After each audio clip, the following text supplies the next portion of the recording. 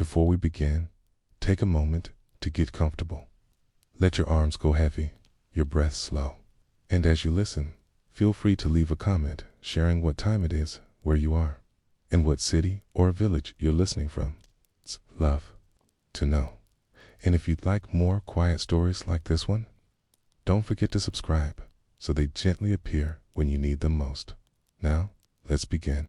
Let's begin quietly, as if walking along the fog-wrapped cobblestones of a back lane in London's Soho district early Victorian era. The year 1853. The air smells faintly of coal, dust, and cabbage. And somewhere in the distance are horses. Iron shoes clack over the paving stones like a ticking clock. You don't need to move fast. This isn't a story built on action. This is a story about stillness, about slow survival, about forgotten routines behind a closed, red-painted door. Behind that door is a small brothel, one of many like it that dotted the cramped neighborhoods of London's working-class quarters. This isn't the type you'd find in a penny dreadful or a scandal sheet. There are no velvet drapes or satin corsets here. It's just a converted 3-floor lodging house sandwiched between a tailor's shop and a tobacconist. The low windows are dirty. The gaslight flickers when the wind shifts. But for the women who live and work here, there's a kind of livelihood, not a future. The woman we'll follow doesn't have a real name in the archives. She was listed in a sanitary inspector's report simply as MJ. Cage, about 27, found with lesions, likely untreated.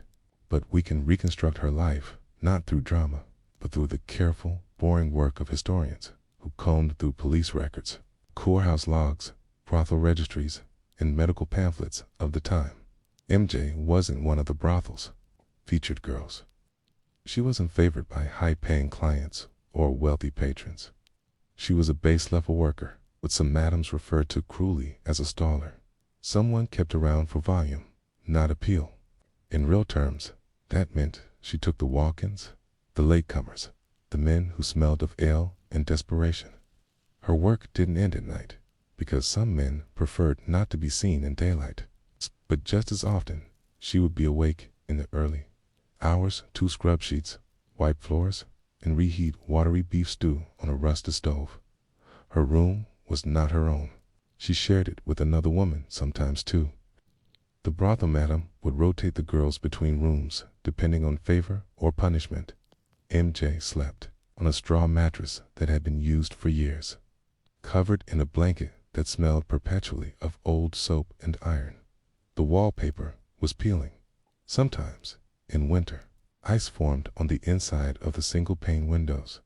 She owned 3 dresses, one for the street, one for work, and one she tried to keep clean for Sundays, even though she hadn't stepped inside a church since she arrived. In Soho, her work dress was often mended in the same places, under the arms, around the hem, where the fabric frayed with kneeling and pacing. There was no glamour in the job. Each evening started with washing out a bath, because hot water cost too much.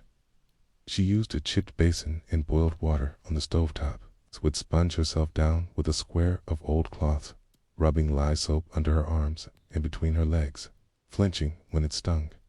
The mirror was cracked. She rarely looked in it for long. MJ was one of many women whose name would never make the newspapers unless she died in a way that embarrassed a client. Most of the time, she didn't speak unless spoken to. The madam liked quiet girls, and MJ had learned over the years that quietness was a shield. She didn't smile unless asked. She didn't ask for favors. And she didn't talk back when a man was rough, because talking back often meant going without stew for 2 days, or worse. But still, there were patterns, and in those patterns, there was a kind of peace. She woke at midday, because her nights lasted until just before dawn. Breakfast, if there was any, was a boiled potato or old bread dipped in tea. The brothel only served food when someone else paid for it. If she had a spare coin, she might walk to the nearby coffee stall, run by an older woman who served sweetened chicory with bits of meat and pastry crust. But mostly, she stayed indoors. Going outside meant risking the attention of moral police or constables looking for excuses. The work started at dusk. Gas lights were lit one by one down the corridor, and the front parlor was tidied. Clients were often brought in by runners, young boys or older drunkards, paid to invite men from nearby gin shops. Sometimes, if business was slow, MJ would walk the perimeter of the alley, then return to make it seem as if traffic was coming in and out. The illusion helped keep suspicion down. When a man arrived, he rarely spoke more than 10 words. He would hand over a few coins, mumble something about what he wanted, and be taken upstairs. MJ didn't ask names. She didn't undress fully. Most girls didn't. She kept her chemise on, lifted only what was necessary.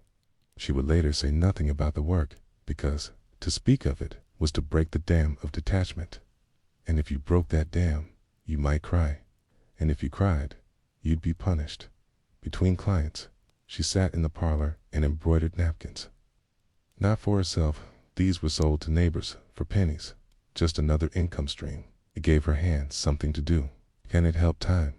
Pastime was a strange thing in the brothel. It didn't move in hours, moved in patterns of hunger, noise, and footfall. The sound of boots on stairs meant something was about to happen. The clink of coins into the tin meant a brief reprieve from worry. The silence after the last man left meant it was time to clean again. Time was managed not by clocks, but by repetition. Disease was always present, though not always spoken about. MJ had suffered through what she called the rash, likely a form of untreated syphilis or scabies. The brothel had no proper physician. There was a woman, a retired midwife, who came once a week with a box of tinctures, but she charged for anything stronger than vinegar. Most of the girls used alum, soap, or carbolic when they could find it. Some nights were worse than others. There were men who cursed, hit, or threatened to return with friends. There were also men who simply wept, staring at the wall while clutching her waist, not saying a word. MJ didn't prefer one or the other. She didn't prefer anything. She just waited for it to end. She hadn't started this life in London. Records suggest she may have come from rural Wiltshire, perhaps as a servant who lost her position. One parish report notes a Mary J. turned out from a house after being caught in a compromising position. Oh, whether this was her or not, no one can say. But, like many women in the trade, her life began with a different promise, and yet she survived. Through frost, hunger, injury, and insult, she kept breathing. She made herself invisible when needed, and endured notice when she had no choice. What kept her going wasn't love or hope, it was inertia. And in that inertia, there is something worth remembering, because the question that lingers in this quiet, flickering corner of history is not what she suffered, it's what she hoped for. The days passed in a strange rhythm, not unlike the tides of a gray river, always moving, yet never truly changing. For MJ, there was no calendar, no schedule, no anchor in the passage of time, only repetitions. It's the same wallpaper peeling from the wall, the same rattle of the window pane at night, the same taste of watered down stew that never quite warmed the belly, and the same silence. Silence was perhaps her greatest comfort. No one asked her about her family, whether she'd left them behind or they had left her. No one asked what she'd done before she arrived. And she didn't ask the other women either. It was an unspoken rule of survival. Know only what you need to know. Don't grow attached. Don't be noticed. The ones who made noise, who made themselves seen, those were the ones who vanished quickly. Some got sick. Others got caught in police raids. And a few simply walked out one night and never came back. There was a girl named Annie who once spoke of escape. "I'll marry one of the customers," she'd whispered one evening as they sat beside the hearth, scraping candle wax off the table with the edge of a spoon. Not all of them are cruel. One day, one will take me away. Jay had nodded, but said nothing. Caney lasted 6 more weeks before she was sent away, likely pregnant. The madam didn't keep girls who could no longer work. She said it attracted bad luck. MJ had stopped dreaming of rescue long ago. Instead, she found order in tiny things. Each morning, after clients had gone and before she collapsed into sleep, she would carefully fold her spare dress and set it under her mattress to press out the creases. She kept a piece of charcoal in a tin to touch up her eyebrows, though she rarely used it. She counted her coins every few days, always less than 10 pence, usually 6, and tucked them into a hollow space beneath a floorboard that only she knew about. The brothel was not a place of loud arguments or dramatic incidents. A kind of commotion invited police or angry neighbors. Instead, it was governed by quiet tension. The madam, known as Miss Harwood, ran the house with a deliberate coldness. She wasn't cruel in the way of fists or curses. Her cruelty was bureaucratic. She'll fine girls for stains on the bedding, for being seen outdoors with unapproved clients, for laughing too loudly. She deducted money for candles burned too long or for tea leaves wasted. Her logbook was meticulous, and every line in it reminded MJ that she was a cause, not a person. Miss Harwood had once been a worker herself. It was sad, back in the 1830s, but now she wore black silk and stayed mostly in her quarters upstairs, appearing only to collect coin or deliver reprimands. She rarely used names. Q, she'd say, pointing with a long, tobacco-stained finger. Your shift, now. MJ never corrected her. The clients blurred together. Many were drunk. Few were nervous, especially the younger ones. Some, usually older men with worn shoes and ink-stained fingers, came not for the act itself, but to talk, to confess things to a stranger who would forget. MJ listened without comment. One man, a clerk from Clockwell, cried for 20 minutes about a letter he'd forged and the guilt that followed. She handed him a cloth and held his hand. He paid her twice and left without touching her. Some girls mocked such clients, called them soft or mad, but MJ understood. Sometimes people just needed someone to look at them, to acknowledge they were still real. In a world that blurred, you took whatever contact felt human. Her body ached often. The bedding was poor, and her shoes pinched her toes. Her back hurt from bending, and her legs sometimes went numb after long nights. She occasionally developed cysts, what she called boils, that she lanced herself with a pin sterilized in candle flame. If she could afford it, she bought laudanum in tiny bottles, just enough to sleep without dreaming. Too much, and she risked not waking up. Illness passed through the house like wind through a broken shutter. So coughs turned into fevers, and no one called a doctor unless someone collapsed. When that happened, Miss Harwood summoned a friend, a woman named Tabby, who wore heavy gloves and claimed to be trained by a midwife from Bath. She bled girls when they were sick, applied compresses soaked in gin, and sometimes offered powders of questionable origin. One girl, called Eliza, took too much of Tabby's powder and began shaking violently. She was gone the next day. Miss Harwood said she'd been sent home, but no one asked where.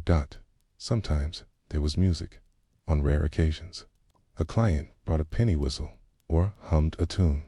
The brothel itself had no instruments, but one of the upstairs girls, Sally, with ginger curls, had a sweet voice. When she was in a good mood, she would hum ballads from her childhood. The Water's Wide was a favorite. MJ listened from the hallway, never joining in. Singing made her throat tighten. Food was dull but regular. Boiled potatoes, crust dipped in broth, sometimes salted fish. Bread was often stale. Once a week, if things went well, Miss Harwood sent a runner for meat pies. They were greasy and hot and filled with questionable bits, but they were warm.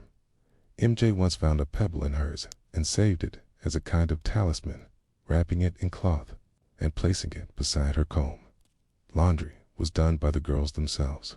The back courtyard had a basin and wringer. In winter, the water stung like needles. Sheets were scrubbed with soda ash. Dresses were boiled if infested with lice. MJ took pride in her cleanliness. "At least I smell like soap," she once whispered to herself. It became her small rebellion. Holidays meant nothing in the brothel.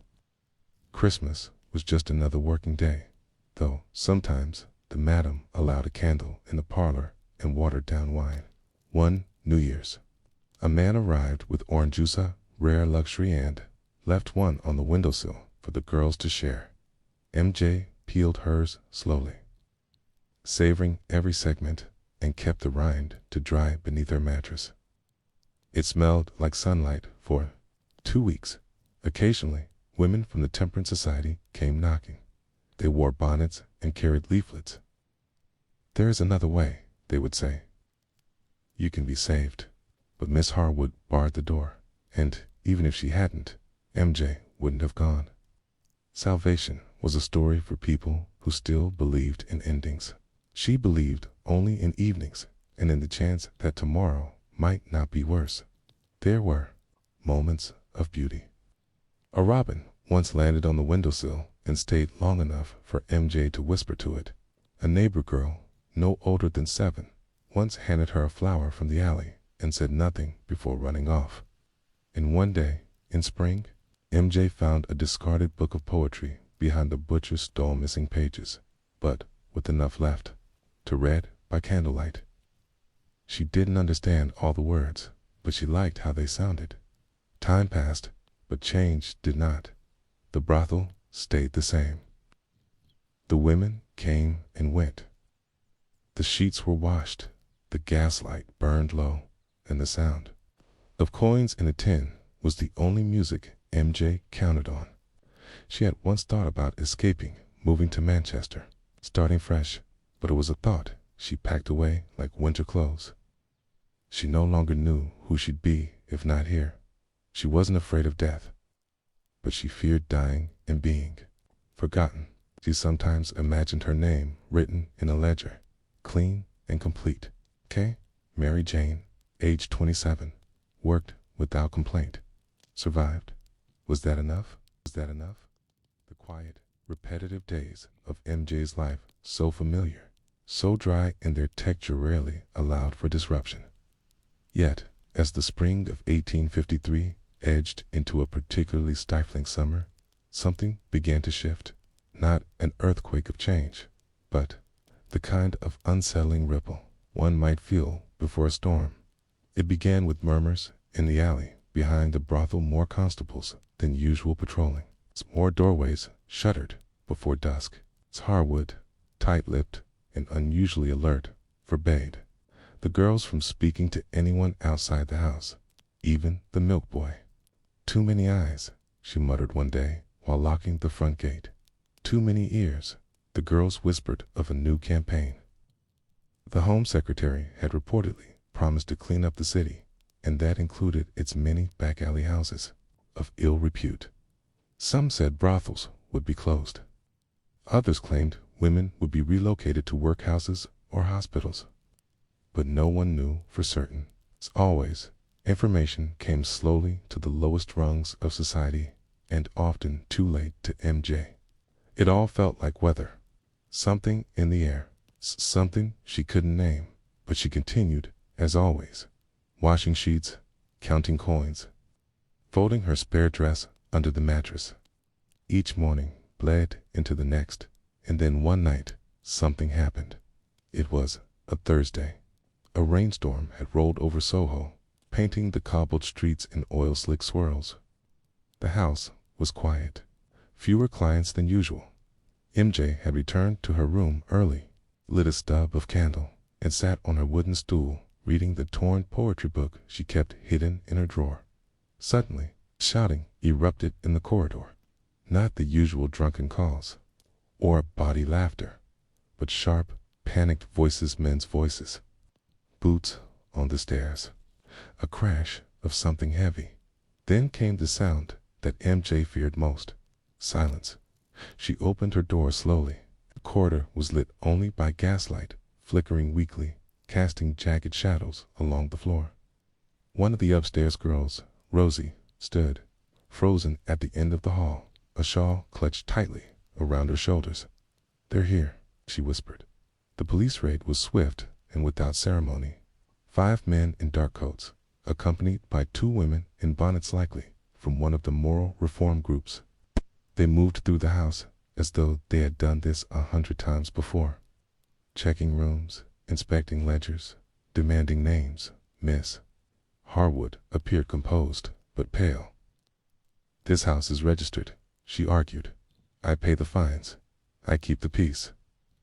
But the man in charge, a thin inspector with sunken eyes, replied with barely restrained contempt. "That arrangement has expired," he said. "You'll find the city has taken a new view of places like yours." The girls were gathered in the parlor, all 9 of them. No one cried. No one screamed. They knew the drill. Some had been through it before. They were questioned ages, names, places of origin.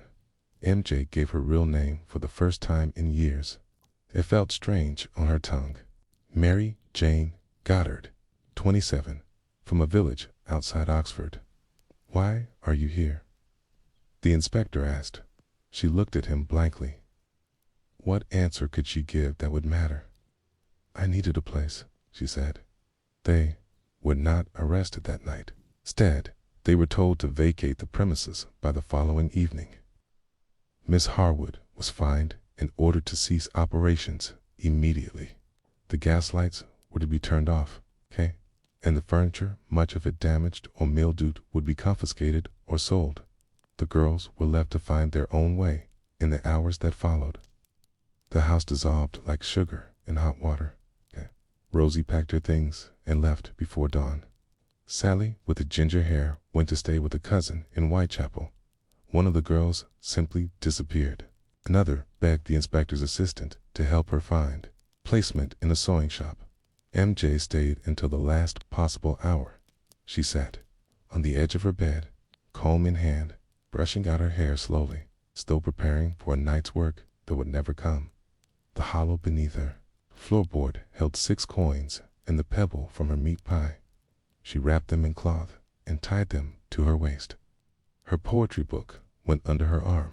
When she stepped into the street, the sun was already low in the sky. The city buzzed around her, utterly indifferent. The world had shifted under her feet, but the horses still clopped along Oxford Street, and the paper boys still shouted headlines. For the first time in years, she had no address, no name to answer to, no job to return to. She walked, not with purpose, exactly, but with habit. Down lanes she'd once passed while running errands, past bakeries that never sold to her, past parks she was forbidden from entering by nightfall. She reached the edge of the Thames dock there, near the docks. She found a bench and sat, not to sleep, not yet, just to breathe, to remember what air smelled like when it wasn't soaked in perfume and kerosene. 2 days later, she found work scrubbing pots in the back of a chop house. The man who hired her didn't ask about her past. He needed hands, and hers were quick. The pay was poor, but it was legal, and there were no ledgers to record the price of soap or candlelight. MJ, now simply Mary Against, leapt in a kitchen. She shared the space with a laundry girl named Agnes, who snored and muttered in her sleep. They didn't talk much. Months passed. She began walking with her shoulders straighter.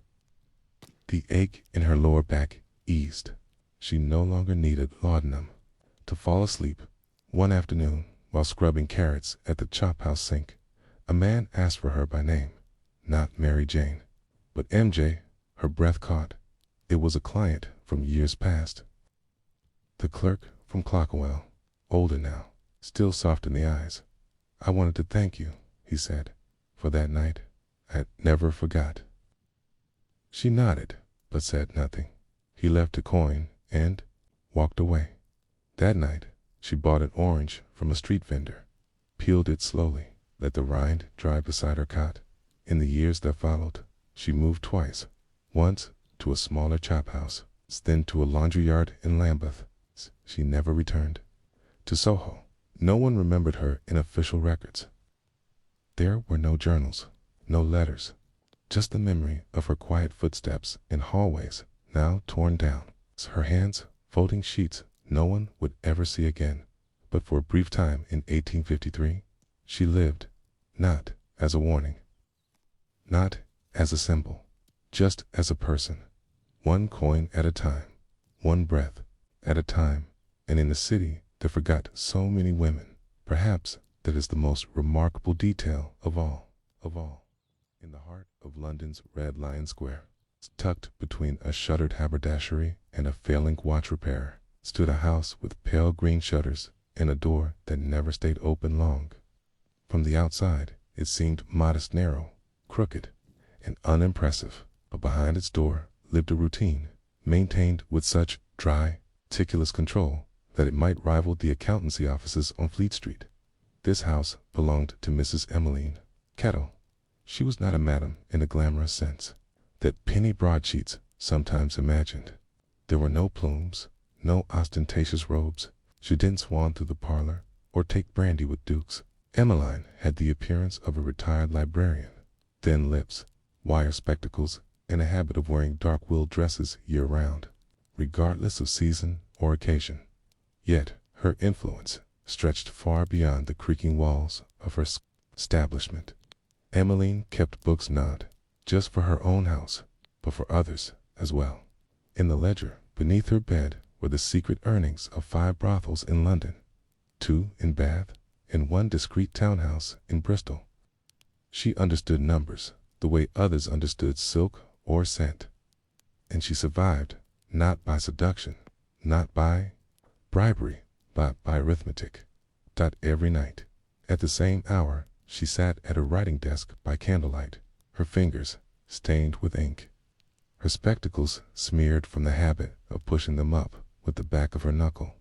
Her pen scratched methodically across the parchment, girls' names, client initials, amounts, debts. She never invented figures. She never padded earnings. She didn't need to. Accuracy was her currency, and it made her invaluable. Madams from across the city sent their ledgers to her by coachboys. Pages smelt faintly of lavender.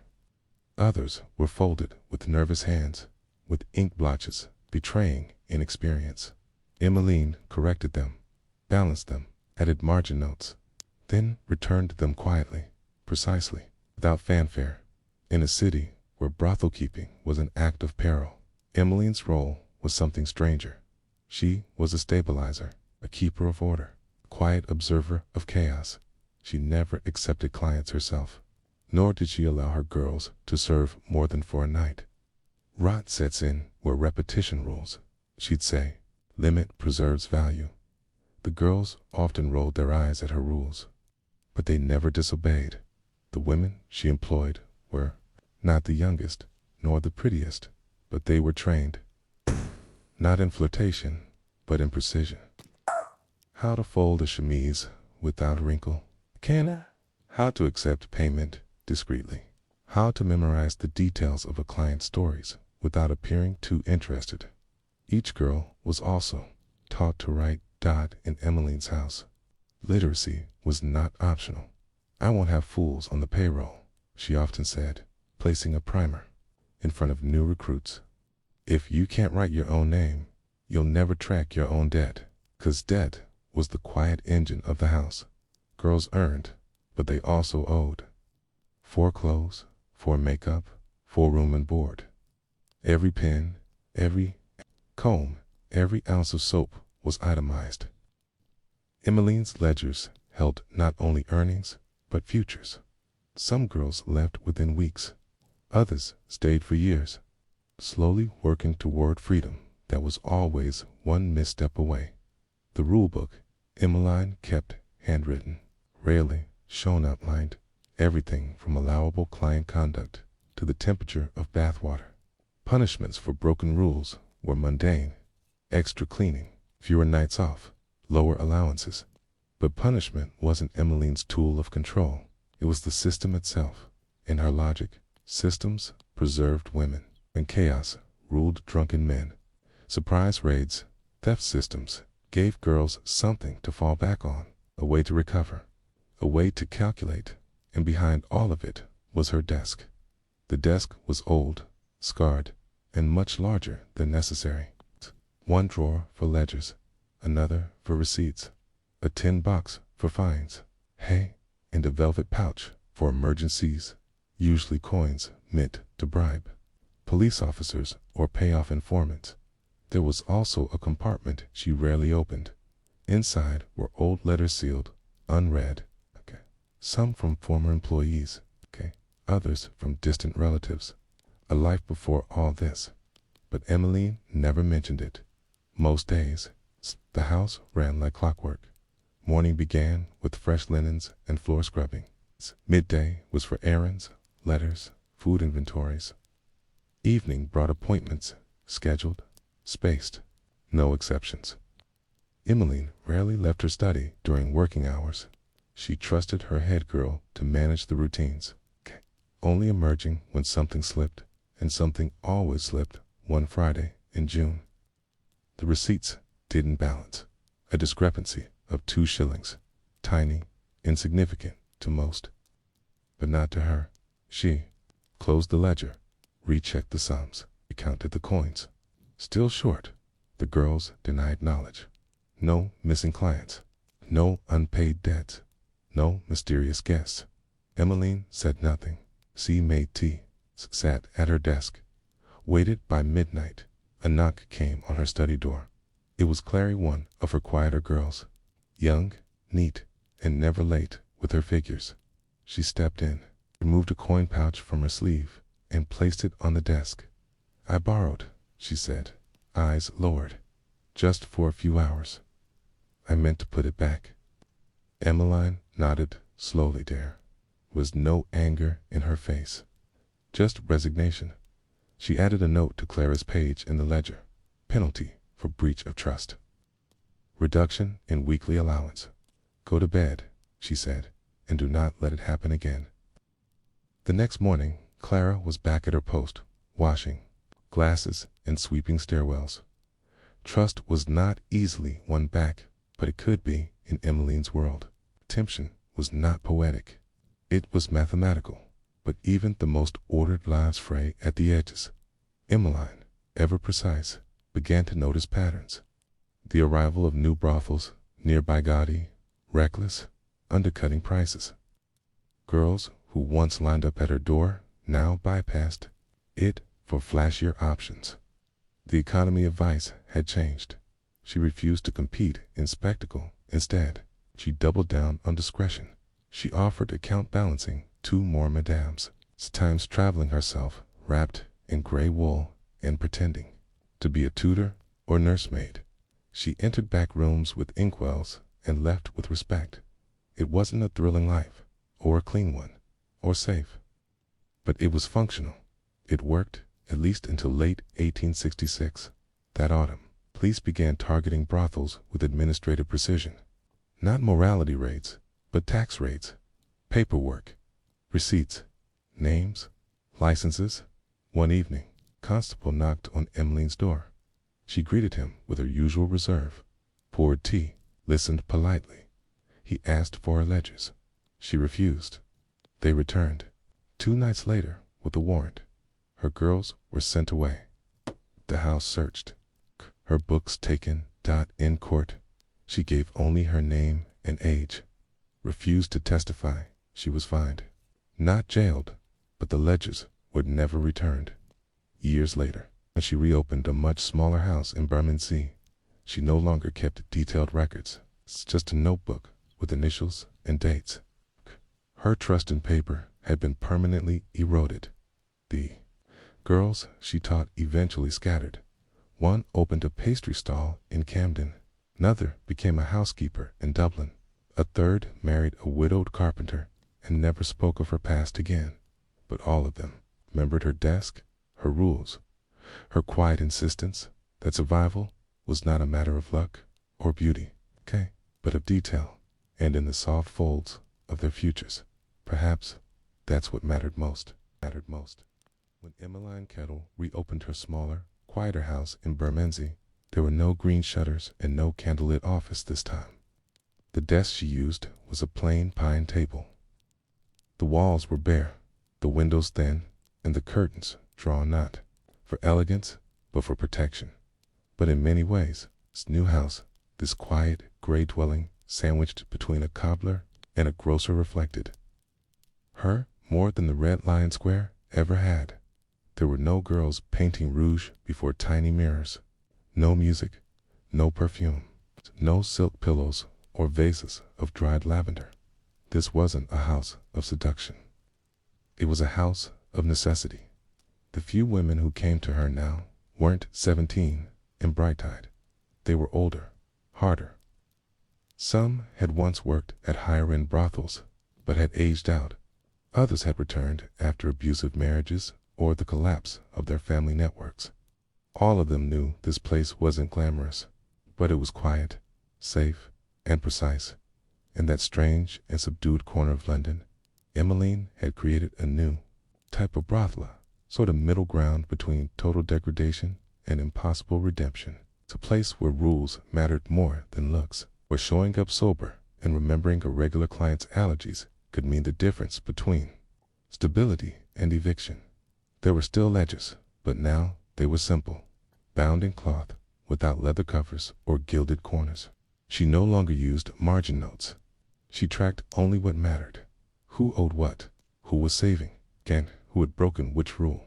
The real innovation, though, came not from the books but from the contracts. Emmeline began drawing up agreements with her girls, written by hand, co-signed, and witnessed by one of the others. Each contract was tailored. Some women agreed to stay 3 months in exchange for reduced rent. Others accepted a higher portion of house fees in exchange for cleaning duties or errand work. Some requested clauses around hours off or a cap on weekly appointments. These were not enforceable by law. They weren't legally binding. They felt binding, and, in a world where women had almost no official rights, that feeling of control, of clear terms, brought stability. Clients noticed the difference too. They weren't met with coquettish charm or lace. They were greeted quietly with professionalism. Most were tradesmen, laborers, the occasional clerk. Men who didn't want drama or fantasy, just routine and respect. It was, in a way, a brothel designed for the ordinary. The house also had something few others did: retention plans. If a girl stayed 6 months without breaking a rule or missing payments, Emmeline allowed her to defer 1 week of appointments paid. She saved more than £5 in that time. Emmeline matched her with a small bonus. It was unheard of. Even the more lavish brothels didn't offer such arrangements. But then again, Emmeline wasn't in competition with them anymore. She was creating her own ecosystem, part moral code, part mutual necessity. Of course, not everyone appreciated the system. There were murmurs from former acquaintances that she'd gone soft, that her new house was dull, that she was now more bookkeeper than madam. And perhaps she was. But Emmeline didn't care. She had learned that power rarely came from spectacle. It came from consistency. One of her new hires, Margaret, with rough hands and a Welsh accent, thick as fog, became Emmeline's unlikely protege. Margaret had been cheated out of her wages at 3 different brothels. She couldn't read when she arrived, but she had instincts. Emmeline taught her sons how to record debts, how to price services fairly based on effort, not novelty, how to confront a client who tried to pay with shillings instead of florins, and more importantly, how to write a receipt.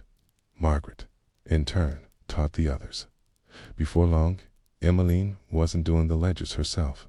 She was overseeing them. The house ran more like a cooperative than a traditional brothel. The girls managed their own appointments, split cleaning duties, handled meals. Emmeline's role was oversight and conflict resolution. And conflict, of course, still arrived in early 1868. Esteem. One of the older clients, Mr. Penberry, a retired railway accountant, to coerce extra time without payment. When refused, he threatened to report the house to the constables. Emmeline summoned him to the sitting room. She poured tea, listened. Then, from a drawer, she retrieved a folded paper, a signed acknowledgment from Mr. Penberry 6 months prior, agreeing to the house's policies and rates. She laid it before him. "You're welcome to report us," she said softly, "but you'll be reporting yourself too. This is your signature." He never returned. It was one of the few times she had to assert authority in person. More often, authority came from the environment itself, from the quiet enforcement of procedures, the unglamorous routines of wiping down handles, boiling cloth napkins, and logging earnings before bed. And yet, the strain wore on her. She was now in her 50s, her eyes weaker, her fingers more stiff. She no longer walked far. Margaret took over banking errands. A neighbor's son carried letters to clients when needed. Some nights, when the house fell still, Emmeline sat by the hearth with her tea cooling beside her, staring into the soot-blackened brick.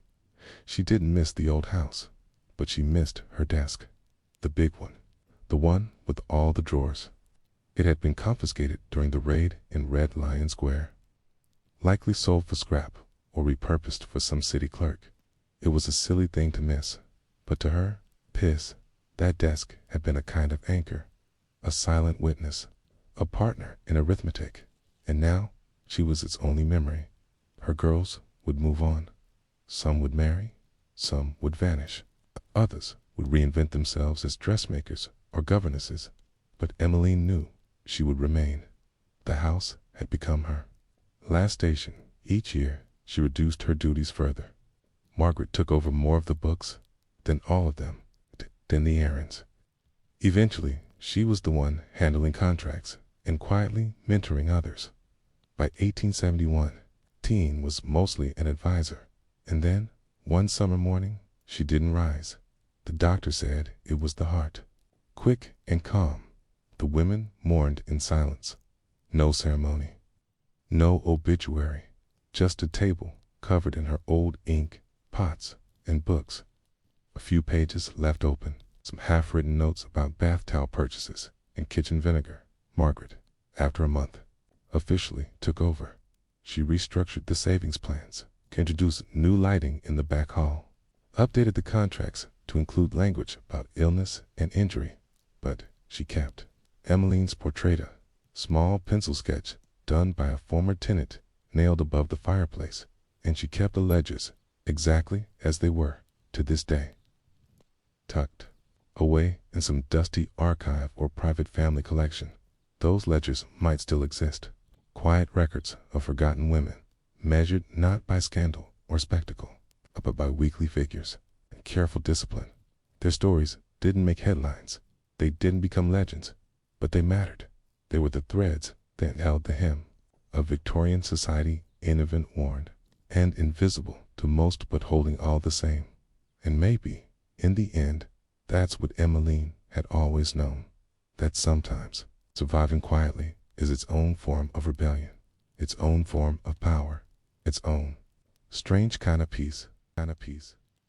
After Emmeline Kettle's quiet passing in 1871, the brothel in Bermondsey continued operating in much the same way it had under her stewardship. But a subtle transformation was underway, one shaped not by dramatic policy changes or sudden rebellion, but by the slow, deliberate influence of her systems. Margaret, now simply Miss Margaret to the younger women, did not try to become Emmeline. She lacked her predecessor's obsession with perfectly aligned columns or her unshakable calm. But what Margaret did possess was loyalty to the core idea that kept them all afloat.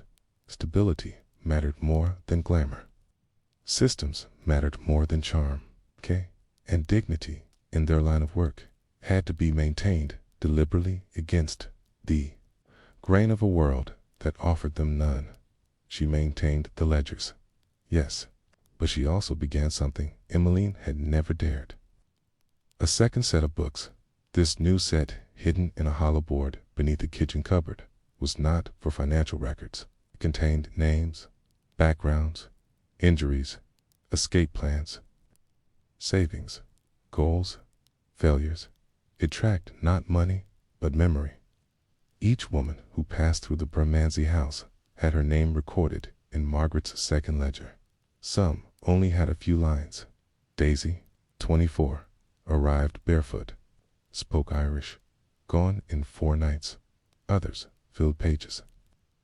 LZD, 32, widow, had worked in a dairy, could read, cared for others, lost a child in 1864, wanted to open a sewing stall, left after saving £18, 9 shillings. Last letter from Hammersmith said she was engaged. It was a strange kind of preservation, one with no audience, no purpose beyond remembrance. But Margaret believed it mattered, that someone should remember who these women were outside of coin and conduct. Outside, London rolled on, largely unaware of a small brothel where such quiet bookkeeping took place. The 1870s saw slow shifts in public sentiment toward prostitution, not out of compassion, but fear, contagious diseases, public nuisance complaints, rumors of child exploitation. The government responded with regulation. The Contagious Diseases Acts, introduced in the 1860s and increasingly enforced, allowed police to detain and examine suspected sex workers, often without clear evidence. Many women were humiliated, medically violated, and discharged with ruined reputations. But Margaret had read the notices. She knew the risks, and so she made one final change to the brothel's operations. She turned it into something closer to a boarding house, and paper. Clients still came. Yes, what appointments were masked as sewing lessons, laundry pickup, bookkeeping tutorials. Every woman had a secondary skill they could demonstrate upon inspection. Records of their skills were kept on display. Actual brothel business took place off record, through whispered arrangements and established regulars. This wasn't simply cleverness. It was survival in the city, distracted by larger fires, industrial unrest, political shifts, and rising poverty. Mostly ignored them. Years passed, the girls came and went. Some returned after marriages collapsed. Others sent letters faded.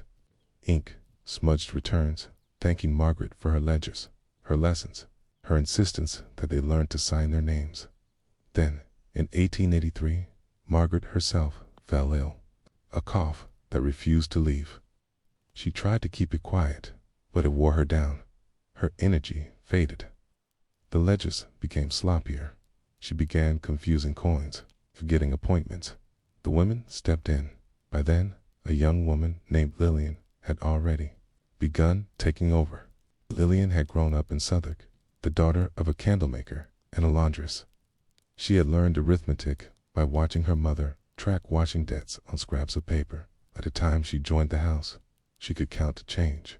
Faster than any of the older girls, Margaret saw herself in Lillian. Not in age or personality, Lillian was sharper-tongued, more impatient, but in her hunger to document, to bring order. Before her death, Margaret passed both ledgers to Lillian. One financial, one human. Don't confuse the two, she said, coughing into a handkerchief. But don't forget either.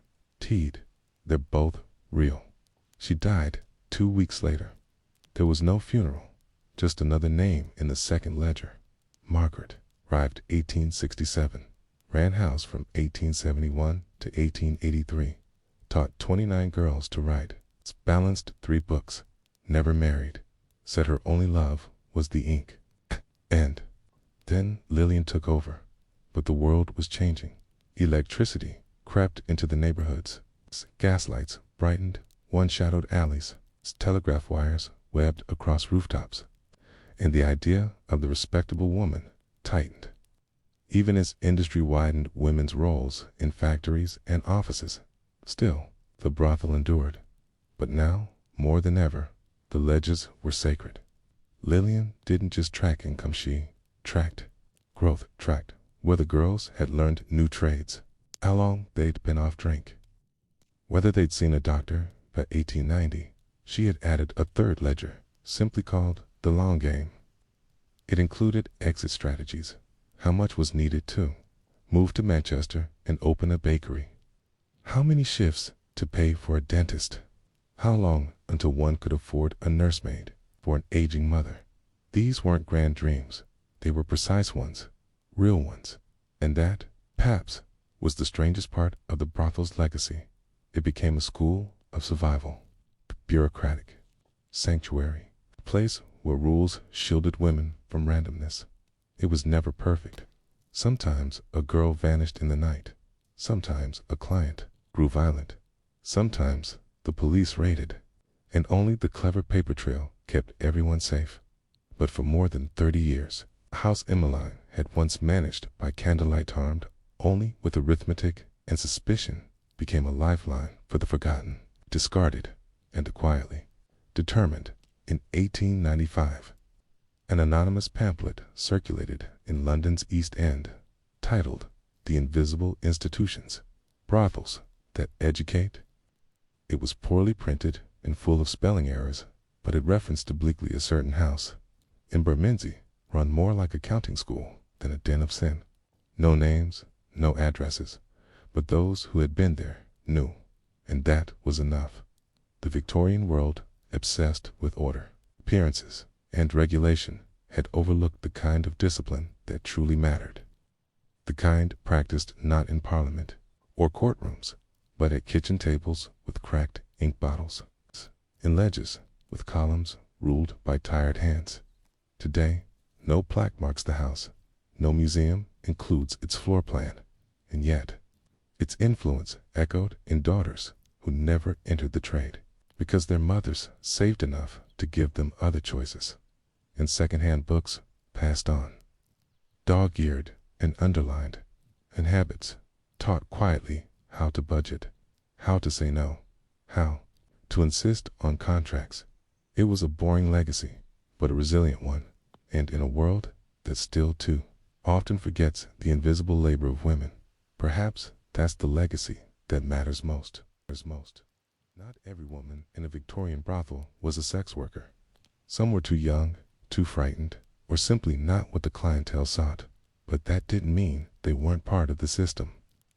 In the tightly wound routines of these narrow houses, tucked between soot-streaked alleys and creaking laundry lines, someone had to light the fires, haul the water, scrub the linens, clean the pails, wipe the baseboards, and make the tea before dawn.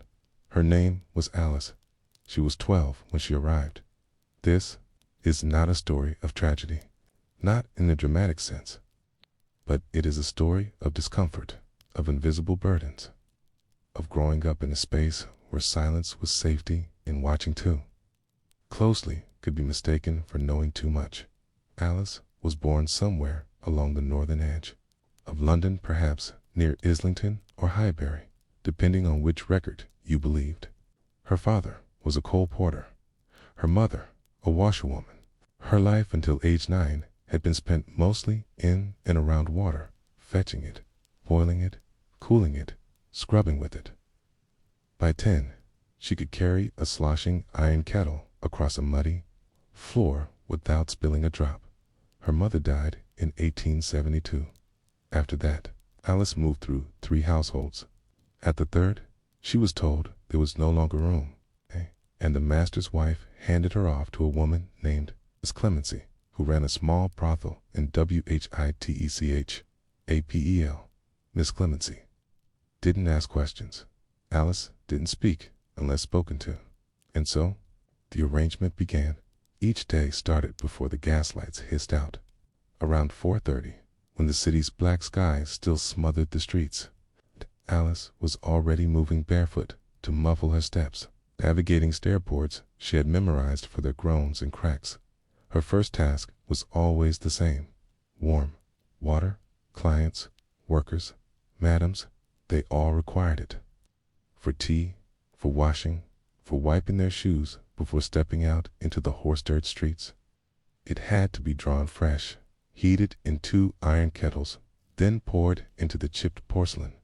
Basins scattered through the rooms. The kitchen fire was temperamental. It needed coaxing, and Alice had learned early that breathing on the embers too hard could scorch her eyebrows.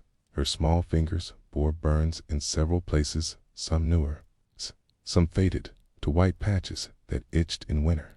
Once the kettles were on, she'd begin the first round of linen checks. Sheets were rotated every third night unless there had been an incident. That word, incident, covered a range of meanings Alice didn't fully understand at first. Blood, sometimes vomit, broken crockery. Sometimes it meant a door slammed too hard and the sound of something thrown. She learned to look without asking. Each room had its own rhythm. Elsie, the woman in the east room, always slept late and liked her sheets folded exactly at the edge. Miss Coral in the attic was rarely sober and didn't notice if the water was lukewarm. And nor quiet, pale nor never, left a trace behind. Her basin was always already empty by 6. The brothel began to stir. Boots thumped on the stairwells. Chamber pots clinked.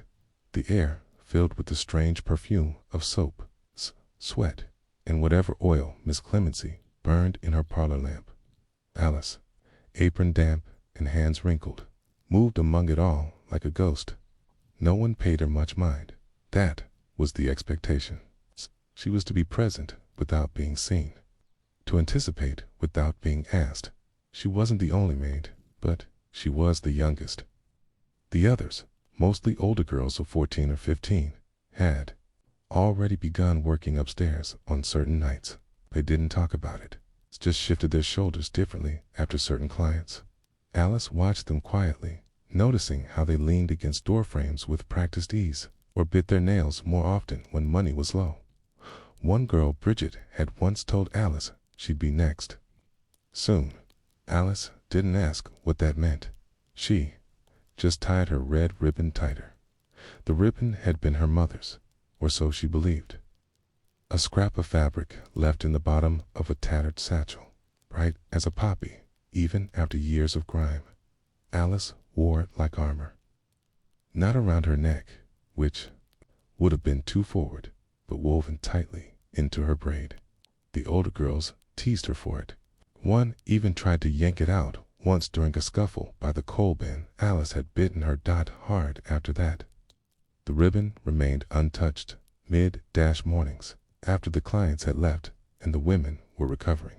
With weak tea and cracked mugs of gin, Alice swept tea, then mopped, then boiled another round of water for the second shift of baths. The brothel wasn't large, just 7 rooms, 1 parlor, and a kitchen, but keeping it clean enough to prevent fines from the city inspector took constant effort. Some clients were discreet. Others left chaos in their wake-burned matches, sticky stains, torn hems. The men never looked at Alice, at least not yet, not properly. They glanced through her as if she were part of the furniture, which, in a way, she was. But once, one of them left her a coin, just a farthing, worth almost nothing. She didn't take it. She told Miss Clemency, who nodded without looking up and tossed it into the fire. Later, the older maid told her why. If they pay you, even by mistake, you're counted. You don't want to be counted. By afternoon, the brothel transformed. Gone were the shadows and murmurs. Now it buzzed like a hive. Deliveries arrived. Laundry returned some of it wrong, some of it stolen from other houses and repurposed.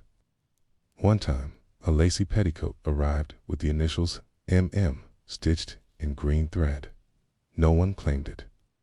It hung for weeks on a nail behind the stove, slowly, turning brown with soot. In this world, names were fluid.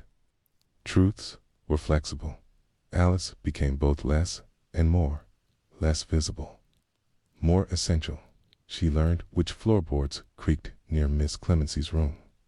She learned which clients smoked, which snored, and which ones smelled of pipe oil or sugarloaves. She recognized the difference between fear and pain in the voices behind closed doors.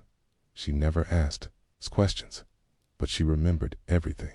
And at night, when the gaslights returned and the parlor filled with the hum of violin from the nearby tavern, Alice sat in her corner beneath the stairs and relaced her shoes with string.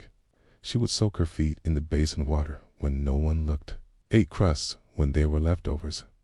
Once, someone left a whole apple. She stared at it for half an hour before daring to eat it. When she turned 13, Miss Clemency handed her a parcel. Inside was a new apron. Nothing else was said, but Alice understood. It meant she was expected to begin serving tea upstairs, directly to the clients. No more silent sweeping. She was being introduced. She didn't cry. She tied her red ribbon tighter. That night, she served tea to a banker from Westminster. He wore spectacles and smelled faintly of cough syrup. He said, "Thank you." She nodded, and he touched her wrist as she poured. She flinched so hard she spilled milk on his trousers. Miss Clemency apologized. Alice stood still, waiting for the punishment. None came. Just a nod, just the beginning. And so, the quiet girl with the red ribbon began her slow shift from maid to something else. Something not yet defined. The house watched. The older girls nodded. But somewhere deep beneath the staircase, in the space where Alice stored her cracked shoes and leftover bread crusts, she began a notebook of her own. She could barely write, but she copied names. Elsie, curls, laughs too. Much, doesn't sleep well. Miss Clemency, scar on left hand, scolds when scared. Me, Alice, still has the ribbon. Alice had learned early that the brothel was actually two separate places, sharing the same walls, but speaking in entirely different tones. Downstairs was the world of labor, mop buckets, scraped porridge pans, and whispered scoldings behind the kitchen door. Upstairs, where the lace curtains were drawn tight and the carpets muffled every step, lived something more theatrical, something more dangerous. By the time Alice was 13, her name began to be said aloud more often. Not affectionately, not harshly, but deliberately. Alice, fetch the basin. Alice, bring the tea tray. Alice, stand just there, but don't speak. Each command was like the ticking of a clock. Time was running forward, and she knew it when Miss Clemency handed her the second apron cleaner. Stiffer, without the grease stains of her kitchen. One Alice didn't need to be told what it meant. She would now begin spending part of her day upstairs. Not to clean, not entirely, but to observe, to shadow, to listen. This transition in many houses came much earlier. Some girls began at 12, or even younger, if the clients had certain tastes. Miss Clemency, for all her vices, did not cater to those requests. Not openly, at least. She liked her girls to appear well-turned, as she phrased it, rounded, painted, trained. Alice was not quite any of those yet. Pa's silence had value. Her stillness made people overlook her. And that, in a brothel, was currency. Her first official upstairs shift began on a Wednesday, early spring. The city was still damp from late rains, and the whole street smelled faintly of wet ash and coal tar. A client had arrived, an older man with a cravat so tightly knotted it made his jowls quiver when he coughed. He brought with him a small bottle of perfume as a gift, which he handed to Miss Clemency without looking at Alice once. "Follow. Kid, don't speak," Clemency said. Her voice was warm, but her eyes were firm.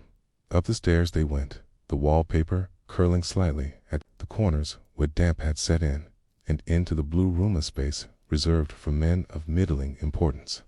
The blue room had no blue in it.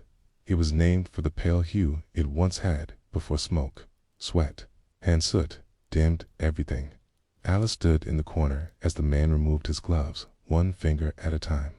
Clemency introduced Elsie, who entered behind her in soft slippers and a satin bodice. She smiled with the ease of someone who had done this hundreds of times and offered the man a seat. "Drink," a whisper Alice couldn't hear. Then Clemency poured the tea. She motioned for Alice to hold. The tray. Alice stepped forward, balancing the silver dish as though it were the last steady thing in the room. The man looked up briefly, said, and returned his gaze to Elsie. The moment passed. That was it. Alice understood then that her presence upstairs was not about her. Not yet. It was a shadow rehearsal, a practice in being near that world, without touching it. It's like standing near a fire and learning the angles before placing your hand in the flame. After the client had left and Elsie was upstairs changing, Miss Clemency motioned Alice into the parlor. A half-empty glass of gin stood near the windowsill.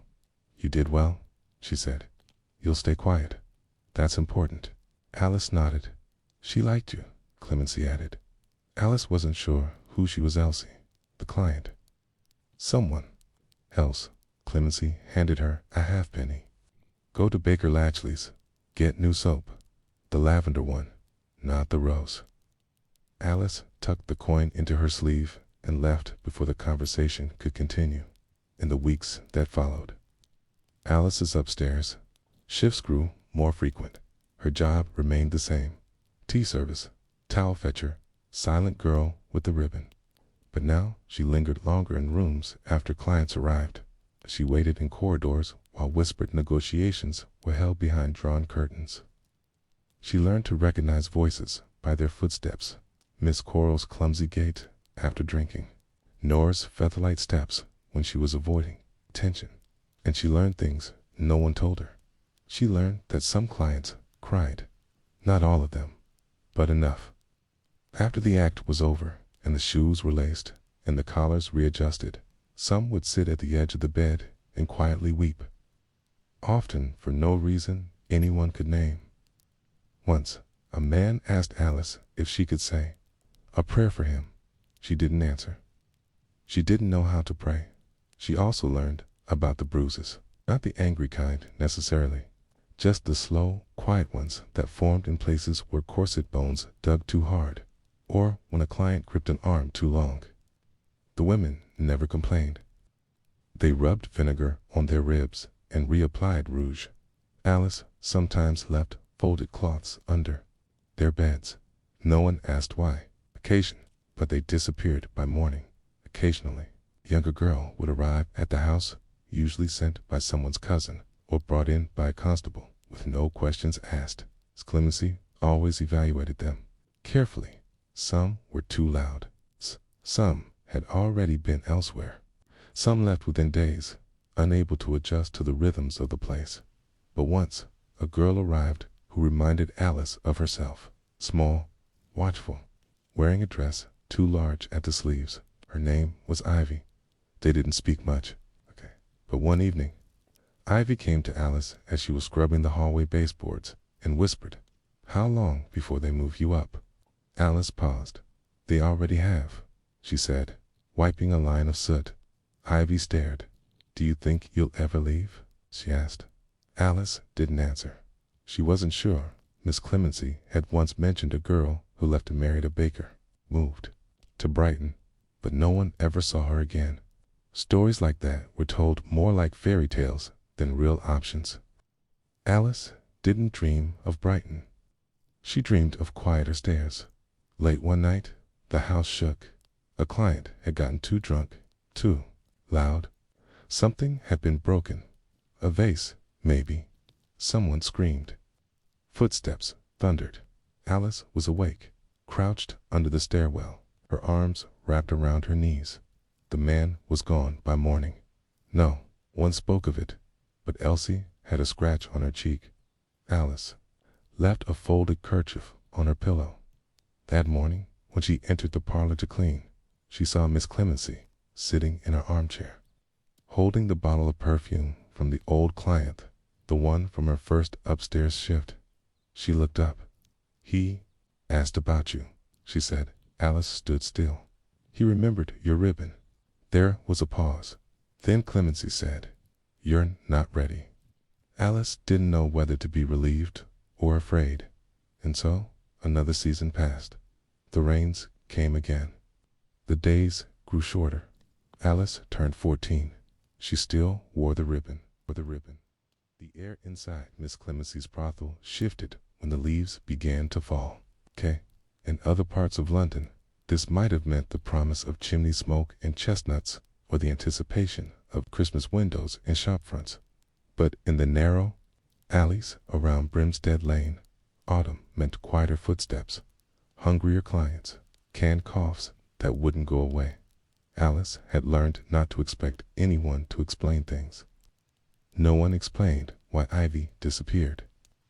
One morning, she simply wasn't there. Her bed was stripped, the soap dish was gone, and her name wasn't spoken again.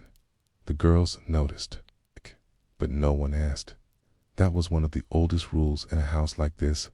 Never ask what's already been decided. Alice kept working.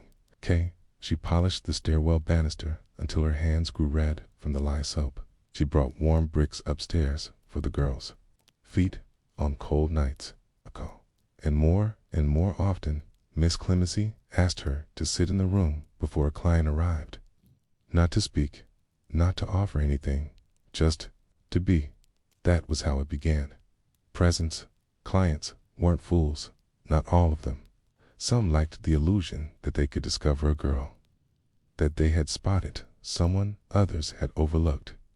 Miss Clemency understood this, and she knew Alice's silence, her stillness, was its own kind of performance. It was a Tuesday when the man in the green waistcoat arrived. He had a soft mustache, a northern accent, and shoes that clicked precisely on the floorboards. When he entered the sitting room, Alice was already there, tending the fire. He paused at the threshold, watching her as though she were part of the furniture. A strange kind of furniture life, the quiet. Miss Clemency followed close behind and placed a hand gently on the man's shoulder. "This one is clever," she said softly. "Quiet, watches everything." The man said nothing. He poured himself a glass of port and sat down. Alice continued to tend the fire. She never looked at him. He returned the next week, and the week after that. By the third visit, Key brought her a book. It was a slim volume of poetry, the pages slightly damp from fog. He didn't offer it to her directly. He placed it on the mantel, near the clock, and nodded toward it. "In case you read," he said. Alice stared at it. After he left, she touched the cover. She could read, not fluently, not poetry, but some.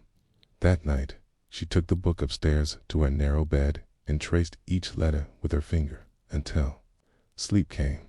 Miss Clemency noticed the change. By winter, she began assigning Alice to specific rooms, not just to observe, but to remain, to pour drinks, to fetch slippers, sometimes to hum softly in the corner while the clients lay on the bed, half-dressed and drunk on gin.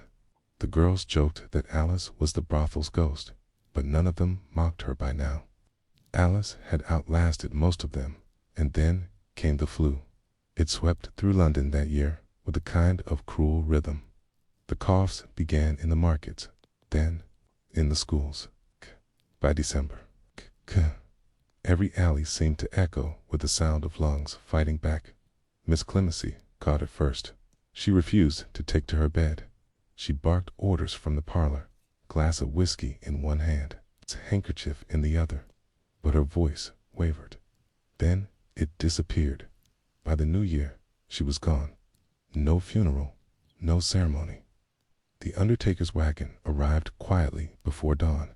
Alice stood at the top of the stairs, watching as two men in black lifted Clemency's wrapped body down the staircase.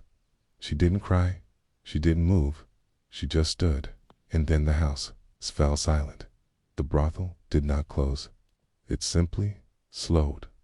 One of the older girls, Clara, took charge. She counted the coin box, handed out tasks, sent Alice to buy onions and vinegar for the sick. But Clara wasn't Clemency. She lacked the careful cruelty, the business sense, the restraint. Within a month, the wrong kind of clients began arriving. Alice noticed them first. Men with hungry eyes. Men who smelled like alleyways and oil. Men who asked too many questions about the young one with the ribbon. Clara began telling them, yes, Alice started sleeping with her boots on. She cleaned faster, spoke less. She stopped going upstairs, unless asked, and when she did, she brought a pocket knife in her apron hem, just in case. One night, she came downstairs and found the kitchen empty. No fire, no kettle, just the sound of rain against the broken window, and a note. It was written in Clara's crooked hand. Gone to Brighton. Take what you want. That was it. Alice read it 3 times. Then she folded it and placed it under the teapot. She looked around the house. It was quiet now. Not the careful quiet of Clemency's order, but the broken silence of a place that had been emptied too quickly. She walked from room to room, picking up the pieces no one else had claimed. A comb, a shoe, cracked mirror. She laid them all on the parlor table and stared at them. Then she walked upstairs to her bed and slept until noon. When she woke, the city was still coughing, but she wasn't, and so she left. Not dramatically, not with fanfare. She packed her apron, her ribbon, the poetry book, and a wrapped bit of bread. She didn't look back.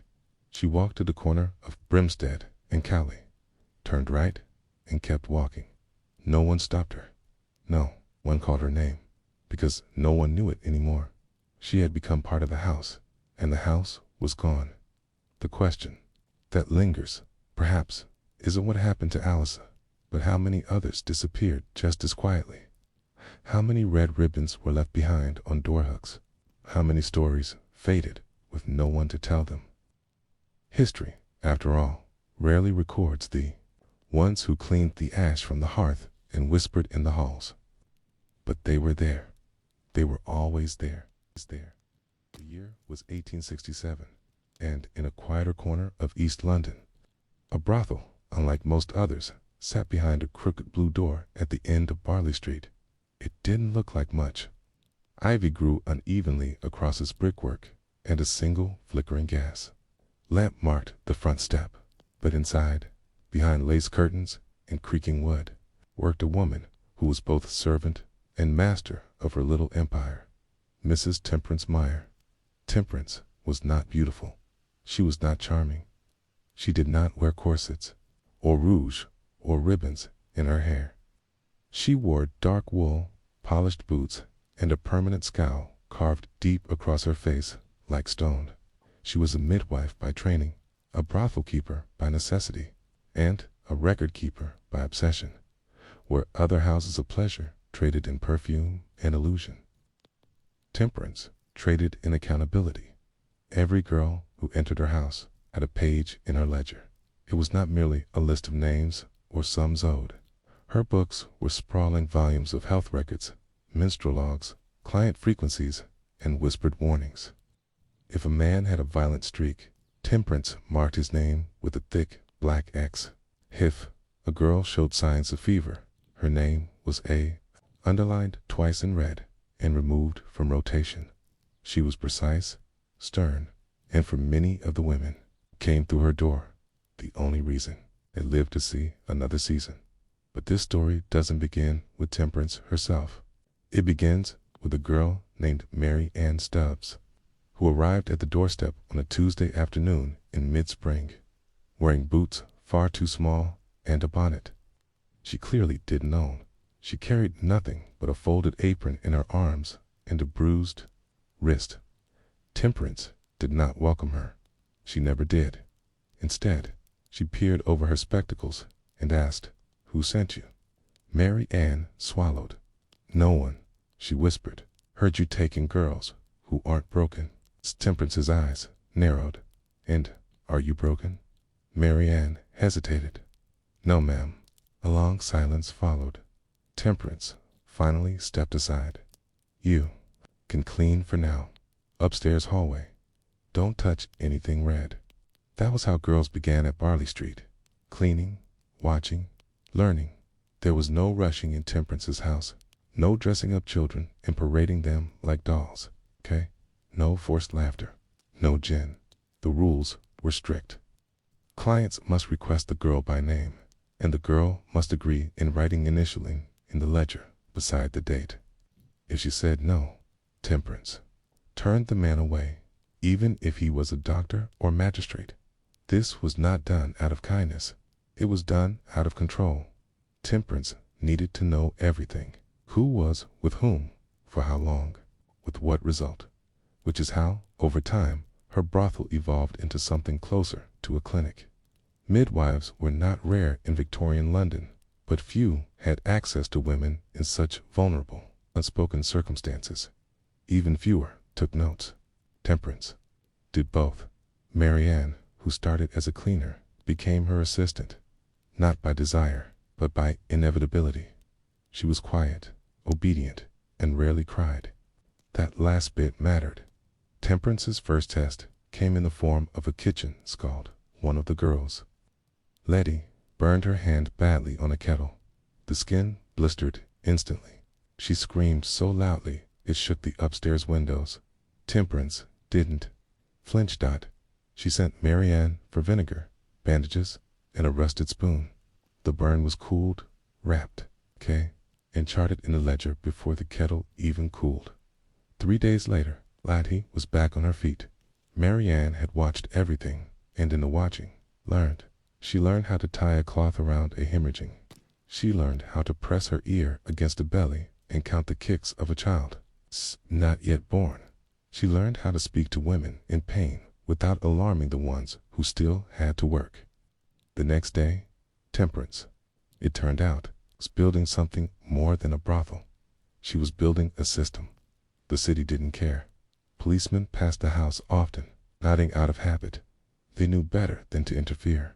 And while the wealthier side of London sniffed at the scandal of it all, came knocking after dark.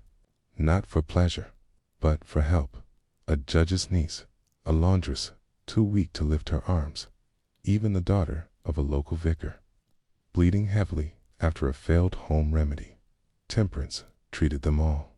Marianne wrote their names in the ledger, often under false initials, and when she asked Temperance one night quietly, almost afraid, what happens to the ledgers when you die, Temperance answered, they go into the fire. No one needs to know what I know, but deep down, Marianne hoped that wasn't true. One winter, the house received a visitor unlike the others, a man named Thomas Blackwood, a doctor by trade and an inspector by title. He knocked precisely, removed his hat before speaking, and asked to see Temperance's records, not as a threat, as a professional courtesy. He had heard of her, he said, from a nurse who treated one of her girls at Bethnal Green. You kept her from dying, he remarked, almost respectfully. Temperance offered him tea, no sugar, and handed him one of her older volumes. They sat for 2 hours, the gaslight flickering against the damp windows. Blackwood asked questions. Temperance answered some. Marianne, sitting quietly in the corner, watched his eyes as he read. He was not judging, he was learning. Before he left, folded his hands. Would you ever consider publishing some of this? No names, of course, but the patterns, the survival rates. It's extraordinary. Temperance shook her head. I don't publish. I prevent funerals. Still, after he left, she seemed different.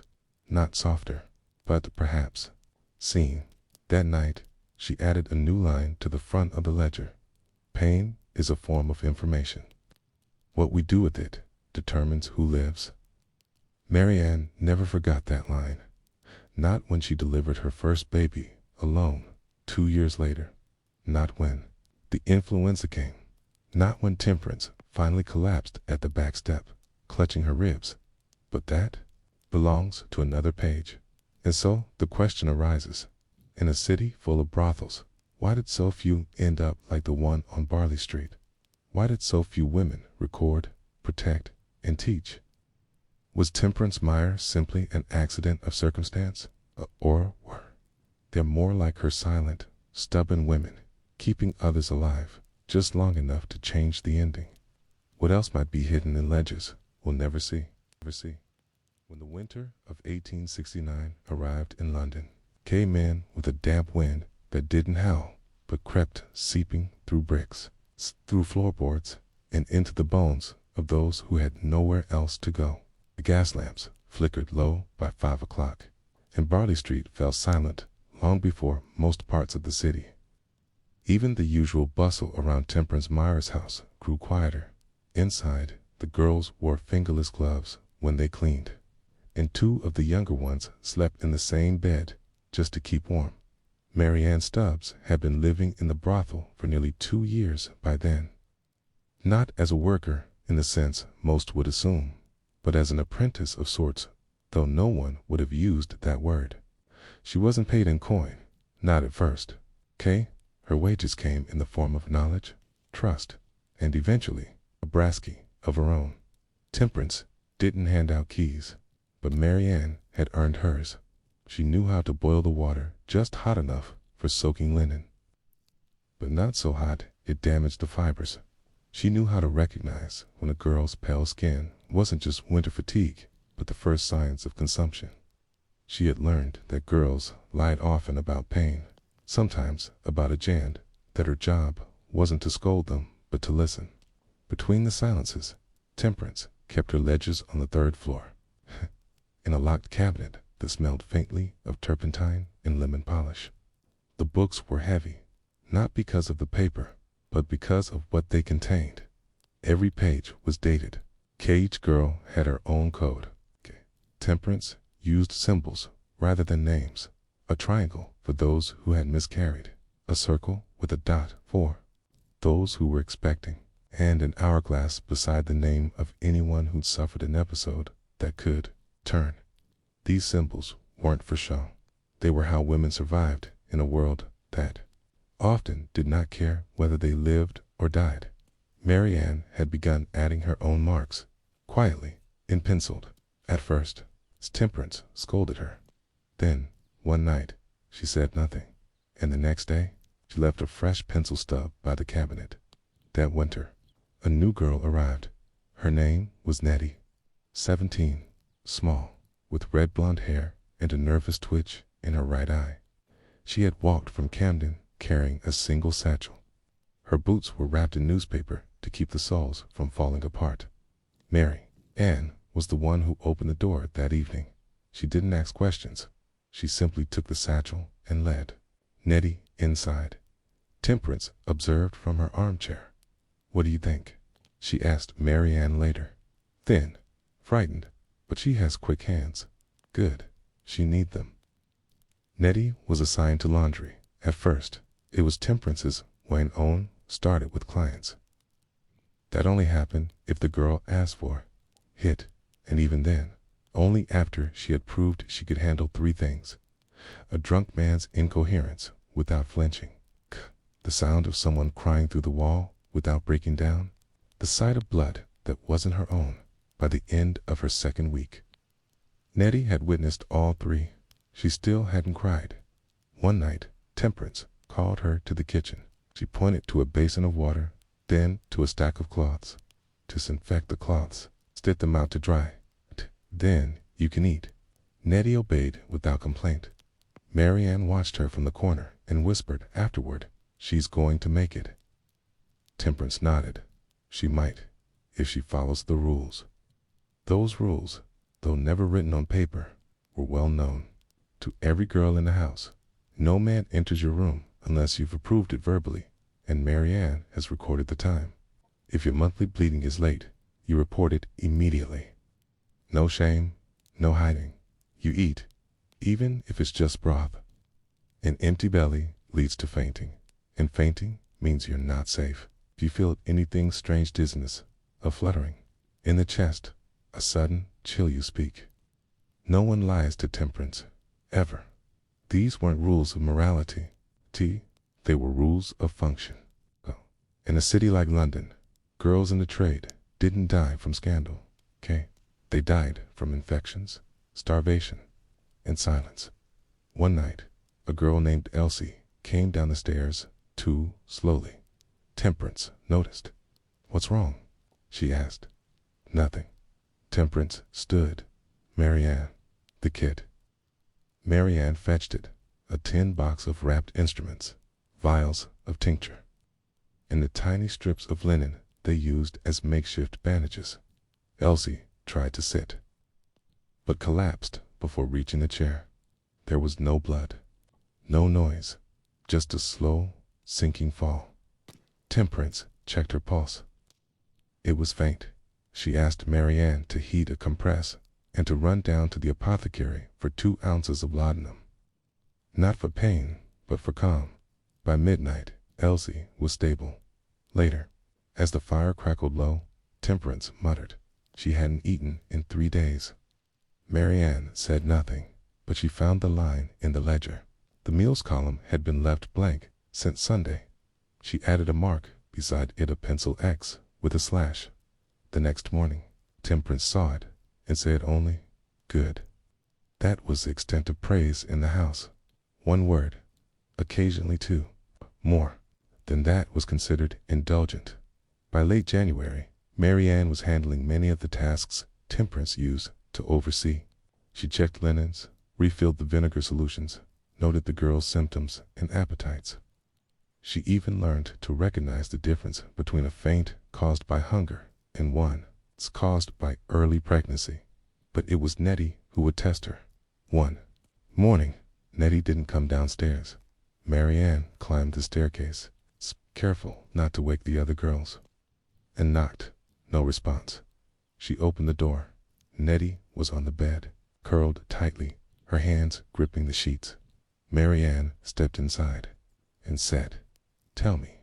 Nettie's voice was thin, bleeding, not like usual. "How long?" "Since midnight. Won't stop." Marianne touched her forehead. Cold, too cold. She ran downstairs. No shouting, just movement. Temperance had gone out for the morning, so Marianne took the kit herself. Nettie didn't scream. She wept, but she let Marianne work. Cloth after cloth, soaked.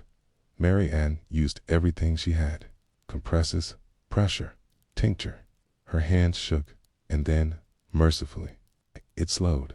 Not because of miracle, because the body, when drained enough, gives up fighting. Marianne wrapped her in 3 blankets, and then she did something she'd never done before. She took out the ledger and wrote Nettie. January 14th. Emergency bleed. Managed. Will live. Temperance returned later that afternoon. Marianne told her everything, word for word. When Temperance reached the part about the ledger, she paused. "You wrote it yourself." "Yes." Another pause, and Marianne held her breath. Temperance nodded. "Well done." It was the last time she said those words in the weeks that followed.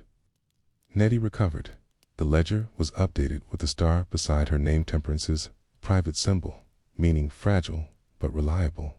Marianne continued her duties, now without supervision, and the other girls began turning to her instead of Temperance for small things, herbs, ointments, even advice. The house hadn't changed, but the center of gravity had shifted. And one evening, as the windows steamed from the boiling pot in the kitchen, Temperance passed Marianne the cabinet key. "I'm not dying," she said plainly, "but I won't live forever." Marianne nodded. She didn't cry. Later that night, she opened the ledger, and for the first time, she didn't just read the entries. She saw the story beneath them, a web of survival held together by rituals, symbols, and the fierce insistence that women deserved to be accounted for. But what would happen when the ledgers ended? Who would keep the next ones? What if no one else thought pain was worth recording? Spring in London does not announce itself. It leaks in through gaps in the walls, shows up in the form of damp-soaked hymns drying just a bit faster in the sun, or bread loaves rising quicker in the heat of the baking oven. There's no grand trumpet of flowers or bright skies, just a slow and steady easing of bones, of joints, of breath in Temperance Meyer's house. The spring of 1870 came with quiet changes. The fire didn't need to be lit every morning. The vinegar jugs in the hallway grew heavier with use, not from illness, but from girls mopping the stone floors with the old mixed 3 parts water. 1 part sour memory. Marianne Stubbs had now taken over much of what Temperance used to do. Temperance still lived in the house, but her evenings were mostly spent in the worn chair by the window on the second floor. Her hands trembled more now. She wrote less, spoke more softly. Occasionally, she would hum nothing recognizable, just half-remembered songs from before the city took hold of her youth. The girls began calling Marianne Miss, even though she never asked them to. Nettie, now stronger, was teaching a new girl, named Ada, how to make the calendula salve that soothed dry skin and healed shallow cuts. She no longer flinched at the sight of blood.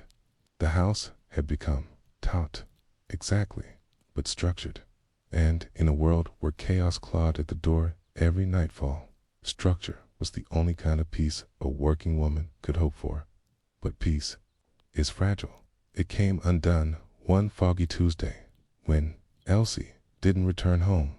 She had left in the late afternoon with a client, someone known, someone Marianne had already noted in the ledger. There had been no fear in her voice, only exhaustion, the sort that crept into the backs of the knees and settled between the shoulder blades, the kind of tired a girl gets when she's already survived. More than a girl should. When the gaslights were lit and Elsie hadn't returned. No one said anything. By 10 o'clock, Temperance had gone to bed. By midnight, Marianne walked the edge of Barley Street twice, once east and once west, nothing, at 2 in the morning. The door opened, but it was not Elsie. It was a constable, hat in hand, voice like dry chalk. "Is this the Meyer house?" Marianne nodded. He glanced at the stairway, then back at her. "There was a disturbance in Holborn. One of yours, unconscious. She's at St. Bartholomew's." That was all he said. Marianne left at once. She walked the length of 10 fog-choked blocks to the hospital. The night, cold and still. No cab would stop for a woman dressed plainly, without chaperone, at that hour. But she didn't care. When she arrived, Elsie was asleep in a narrow bed, bruised, breathing, but not broken. Marianne sat beside her until the nurse asked her to leave. She returned to the house at dawn, without a word. She entered the room with the ledger, opened it, and wrote nothing. Instead, she turned back 3 pages, then 5, then 10. And she began reading. Every mark, every name, every symbol. She began copying them not into a fresh book, but into her mind. This one had fainted from fumes. That one had collapsed from hunger. This one bled for a week before she spoke. That one never spoke at all. Marianne knew every girl who had passed through Temperance's house since 1867. Some had died. Some had vanished. Some had returned, pregnant, broken, changed in ways that could not be stitched shut. But all had been recorded, somewhere, even if only in pencil. The ledgers, she realized, were not just for practical tracking. They were proof that someone was watching, that someone noticed, that someone believed these lives mattered, even when the rest of London didn't. And for women like them, that kind of witness was everything. Later that week, Temperance finally asked, "What did you write about Elsie?" Marianne looked up from the basin, her hands soaked in soap and fever leaf. "Nothing yet." Temperance raised an eyebrow. Because she's not finished." Temperance smiled. A rare thing. It was small, tight, but real. And then she did something unexpected. She stood, walked across the room, opened the drawer that held her last remaining bottle of elderberry tincture, and handed it to Marianne. "You keep it now. Your girls might need it. Your girls, not the girls. Not my girls, yours." That night, for the first time, Marianne sat alone at the kitchen table. She opened the ledger, wrote a single line. "Elsie survived Holborn. Needs quiet. Watch closely." She added a small triangle in the margin. Not Temperance's triangle. Not the usual one. Hers had a line through the top. A new symbol. No one asked what it meant, but Marianne knew it meant still here, still standing, still in need of care. A week later, Ada fainted in the washroom, not because of sickness, it's because she hadn't eaten enough that morning. The panic of newness, of wanting to do everything right, had caught her off guard. Mary Ann sat with her until she could speak again, then made her drink warm milk with cloves and honey. Ada slept for 10 hours straight after that. When she awoke, she whispered, "I thought I'd be thrown out." Mary Ann shook her head. Not for fainting. Then what for? Mary Ann thought for a long moment and said, "Only for hiding what hurts." That rule stayed. Temperance passed away quietly. 2 winters later, a short illness, nothing dramatic. She left no will, no family, no debt, just a drawer full of linen, a locked ledger cabinet, and a single gold coin sewn into the hem of her best dress address, Mary Ann. Never wore, but kept folded neatly. The house changed again. Less strict, a bit more hopeful. Girls stayed longer. Left more prepared. Some even returned just to visit, just to tell Mary Ann how they'd fared in other cities, or how they'd found factory work, or how they'd married a printer, or raised a child, or joined a group of suffragettes. They never said much, but they always asked the same thing before leaving. "Am I still in the book?" Mary Ann would nod. Page 74, third line, page 92. Right column, page 18, with the dot. They would smile, not because they cared about symbols, but because they knew someone had once written them down, and that was enough. Even now, if you walk down the remnants of Barley Street, though the road has a different name and the buildings have been rebuilt, you'll find nothing of Temperance's house. No plaque, no memorial, no scent of vinegar on the stones, but somewhere in a private collection, or perhaps tucked away in an unmarked box in an archive no one ever cataloged. A few ledgers still exist. They don't look like much. Faded pages, worn bindings, but if you read them carefully, you'll see a world few ever knew, and you'll find something remarkable. A quiet, stubborn insistence that the lives of working women deserved to be remembered, not in poetry, not in scandal, but in ink, in pencil, in every fragile mark that said she lived, she mattered, she was here, she was here. The house was at the end of the row number 12. Barnaby Lane. It didn't look like much. 3 stories, narrow and leaning slightly, as if its wooden bones were tired. Red paint on the shutters that had faded to the color of dried roses. A crooked brass number nailed above the door. One gas lamp flickering just outside. It's like a blinking eye that never quite shut. This is where Dinah Wexley had lived for 14 years, and not once had she left.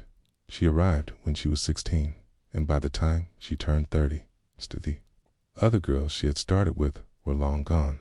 Some married, some dead, some simply vanished, swallowed by the shifting belly of London, which was always hungry for the invisible. Dinah was not invisible. She was reliable. She never caught fever, never missed a rent, never cried in front of clients. She bathed twice weekly and filed her toenails with a knife she kept hidden in her boot. She knew when to laugh, when to fake a blush, and how to sleep with one eye open. But more than that, she knew how to stay, and in places like number 12. Staying was a rare skill. Most girls arrived with urgency in their eyes. Fugitives of bad choices or worse luck. They stayed for the winter, maybe 2, and then left back to villages, off to other cities, or into softer, slower kinds of work. Not Dinah. Her mother had died in childbirth. Her father had remarried and forgotten her name. And the cousin who brought her to London on a cart full of clay bricks had left her at a tavern doorstep and never returned. So when the brothel took her in, Dinah didn't ask questions. She worked. She ate what she was given. And she never once asked the housekeeper where her wages went, or why she was paid in halfpenny coins. or who really owned the house. The rooms changed, the wallpaper curled, the girls came and went, but Dinah stayed, because leaving meant starting again, and starting again. For a woman with no name worth speaking was just another kind of death. By 1891, the house was nearly empty. Brothels, once tolerated in the neighborhood, were falling out of fashion, or rather, being pushed out by a new wave of respectable families and small law firms moving into the area. Complaints rose, inspectors took notes, clerks in top hats walked past the windows and never looked in. One by one, the girls left. Some found rooms in Soho. Others moved to newer, less policed corners of the city. The madam, Mrs. Althea Loring, sold the piano and moved to a boarding house across the river. But Dinah stayed.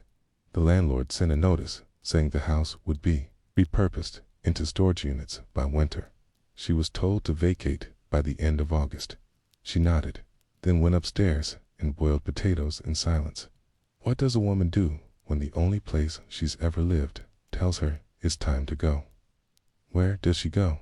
She had no sister, no friend with a spare bed, no lover waiting in a different part of town, and she had no savings. Not because she hadn't earned, because everything she earned went back into the house, into the daily meals, the laundry soap, the small cuts taken by the manager, coal for the fire, and the doctor's fee that one time she thought her lungs were failing. Now, at 31, she stood at the top of the staircase of number 12 and listened to the wood creak under her feet. The house was tired, but it had never asked her to leave before. That night, Dinah slept in the common room, on the old velvet sofa that still smelled of rose water and tobacco. She wrapped herself in a coat someone had left behind, probably Nellie, who used to laugh in her sleep and call out strange names in her dreams. In the dark, Dinah stared at the ceiling and tried to remember something soft. Not a memory, just ... a texture, a color, smell that didn't hurt. But all she could recall was soap and skin and the feeling of coins being counted behind closed doors. Was that all? Was that her whole life? A procession of men who didn't know her real age, who couldn't have picked her out of a lineup the next morning, who thought calling her sweetheart was enough to make the act feel like something more than barter. She didn't cry. She wasn't built for tears. But she did let her hand rest on the wooden floor beside the sofa. She let it press against the grain, and she listened, because old wood talks. If you know how to listen, it holds secrets, breathes, grieves, the next morning. She walked to the bakery on Glover's Way. Mrs. Sedgwick still ran it. They had a system. Dinah would bring in scraps of sewing she did on quiet nights, and Mrs. Sedgwick would trade her die-old bread and onion rolls in return. But today, the baker looked uneasy. "Dinah," she said, not unkindly. "They came this morning, 2 men. They asked if I'd seen you." Dinah frowned. "Did they wear badges?" "No. Suits, clean shoes. Said they were looking for old tenants of number 12. I'm not a tenant." They didn't care. That evening, Dinah locked the front door of the house, just as she had done every night for 14 years. But this time, Sid sat on the steps inside, back against the door, and waited, not for the men, for a sign. And the sign came in the form of a pigeon. It landed on the second floor banister. One wing bent at a strange angle. It limped across the rail and pecked at something invisible. Dinah stood, walked up, and stared at the bird. Then she opened the window. It didn't fly away. It didn't fear her. And in that moment, something simple occurred to her. Even the wounded ones want air. Even the broken birds want sky. That week, she did something she hadn't done since the first month she moved in. She wrote a letter. She had no one to write to, but she addressed it anyway, to whom it may concern. "I was born somewhere near York. I did not know my mother's name. I have lived in London since I was 16. I have worked for 14 years. I have bathed, I have paid rent. I have harmed no one. If I am evicted, I will not beg. But I would appreciate the kindness of knowing where a woman like me is supposed to go. Respectfully, Dinah Wexley's never mailed it. There was nowhere to send it, but she folded it, placed it inside a small tin, and tucked that tin under a floorboard beneath the stairwell. She hoped someone would find it someday, not because she wanted to be remembered, but because she didn't want to be erased. By September, she had packed a single bag, a dress, a shawl, the knife, a pair of stockings, a bar of soap, and a half loaf of bread. She locked the door behind, turned the key twice, and dropped it into the gutter. Not because she didn't love the place, but because some homes aren't meant to be returned to. She walked east, then south, then disappeared into the fog of the docks. Some said they saw her later in Lambeth, handing out bread to factory girls. Others claimed she took a job as a night cleaner in the Royal Opera House. No one knows for sure, but in the archives of Barnaby Lane, when the house was finally turned into offices, a carpenter found a tin inside. A note, folded carefully, still dry, still legible, still alive. The morning after she left number 12, Dinah walked slowly, her boots stiff and soles thin. Her bag, though barely filled, weighed on her shoulder like a decade's worth of memory. London wasn't new to her, but it was different when seen from the outside, when you weren't walking back to something warm or predictable or familiar. The brothel had been her map. Now she wandered without coordinates. Lambeth was quieter than she remembered. Chimneys let out low plumes of smoke. Street children played with broken buttons and shouted in rhyme. Shopkeepers swept their thresholds with stiff bristled brooms. No one looked at her twice, and she liked it that way. When you've lived a life where every eye that meets yours is a transaction, anonymity feels like mercy. She paused by a bakery window one that displayed real sponge cakes behind a smudged glass. She did not go inside, just watched a worker boy behind the counter frost the same cake for the third time. His hands shook slightly. She guessed he was new. Maybe just 13. He didn't look up, which was also a kind of gift. She moved on. There's a peculiar thing about the city. When you have no address, benches are claimed early by the elderly. Church stoops, off limits, unless you're part of the choir, and alleyways. Well, they aren't truly yours unless you know which ones have rats and which ones don't. She knew some from the early years. She remembered a place behind an apothecary near Borough Market. It had a wooden crate she once used as a seat when the brothel was full and she needed air. She found it, again though the crate was ganand, sat instead on the ground. The day passed slowly. By noon, her bread was gone. By dusk, her feet ached. By the time the first drops of rain fell, she had not spoken a single word all day. That night, she followed her instincts toward the sounds of horses and coal wagons. The Thames was not far, and near the embankment. She found something unusual: a group of women, older than her, all sweeping leaves into a pile near the dockmaster's hut. Dinah watched for several minutes before stepping forward. One of the women noticed her. "You lost?" the woman asked. Dinah didn't answer. "You can sweep." The woman tried again. Dinah nodded. "Then grab a broom." It wasn't payment in coin, but it was a start. For 3 nights, Dinah slept in a wooden storage shed behind the dockmaster's hut. Not warm, but dry and quiet. During the day, she swept, carried sacks, helped a blind man count barrels. She didn't ask questions, and nobody asked hers. That's what made it bearable. And then, on the 4th day, she heard someone call her name. Not her working name, her real one, Dinah. She turned slowly. A woman approached, graying hair, narrow jaw, boots that had seen hundreds of miles. It took a moment. Then she knew. "Sarah," she said, her voice thinner than she expected. Sarah Porter, one of the first girls she'd met. At number 12. The one with a laugh like cracked bells and a permanent smudge on her apron. Sarah had left in 1881 after a bad fever and a worse client. Dinah thought she had died. Didn't expect to see you again. Sarah said softly. Dinah shrugged. Didn't expect to be seen. Sarah explained she worked as a laundress now for a charity home. Barely enough to eat, but the matron was fair and didn't ask about the past. They needed help, folding sheets, scrubbing hymns, watching the girls at night. Girls? Dinah asked. Sarah nodded. Runaways. It's the sort of girls we used to be. Dinah hesitated. She didn't believe in charity. She didn't believe in redemption. But she believed in work and folded.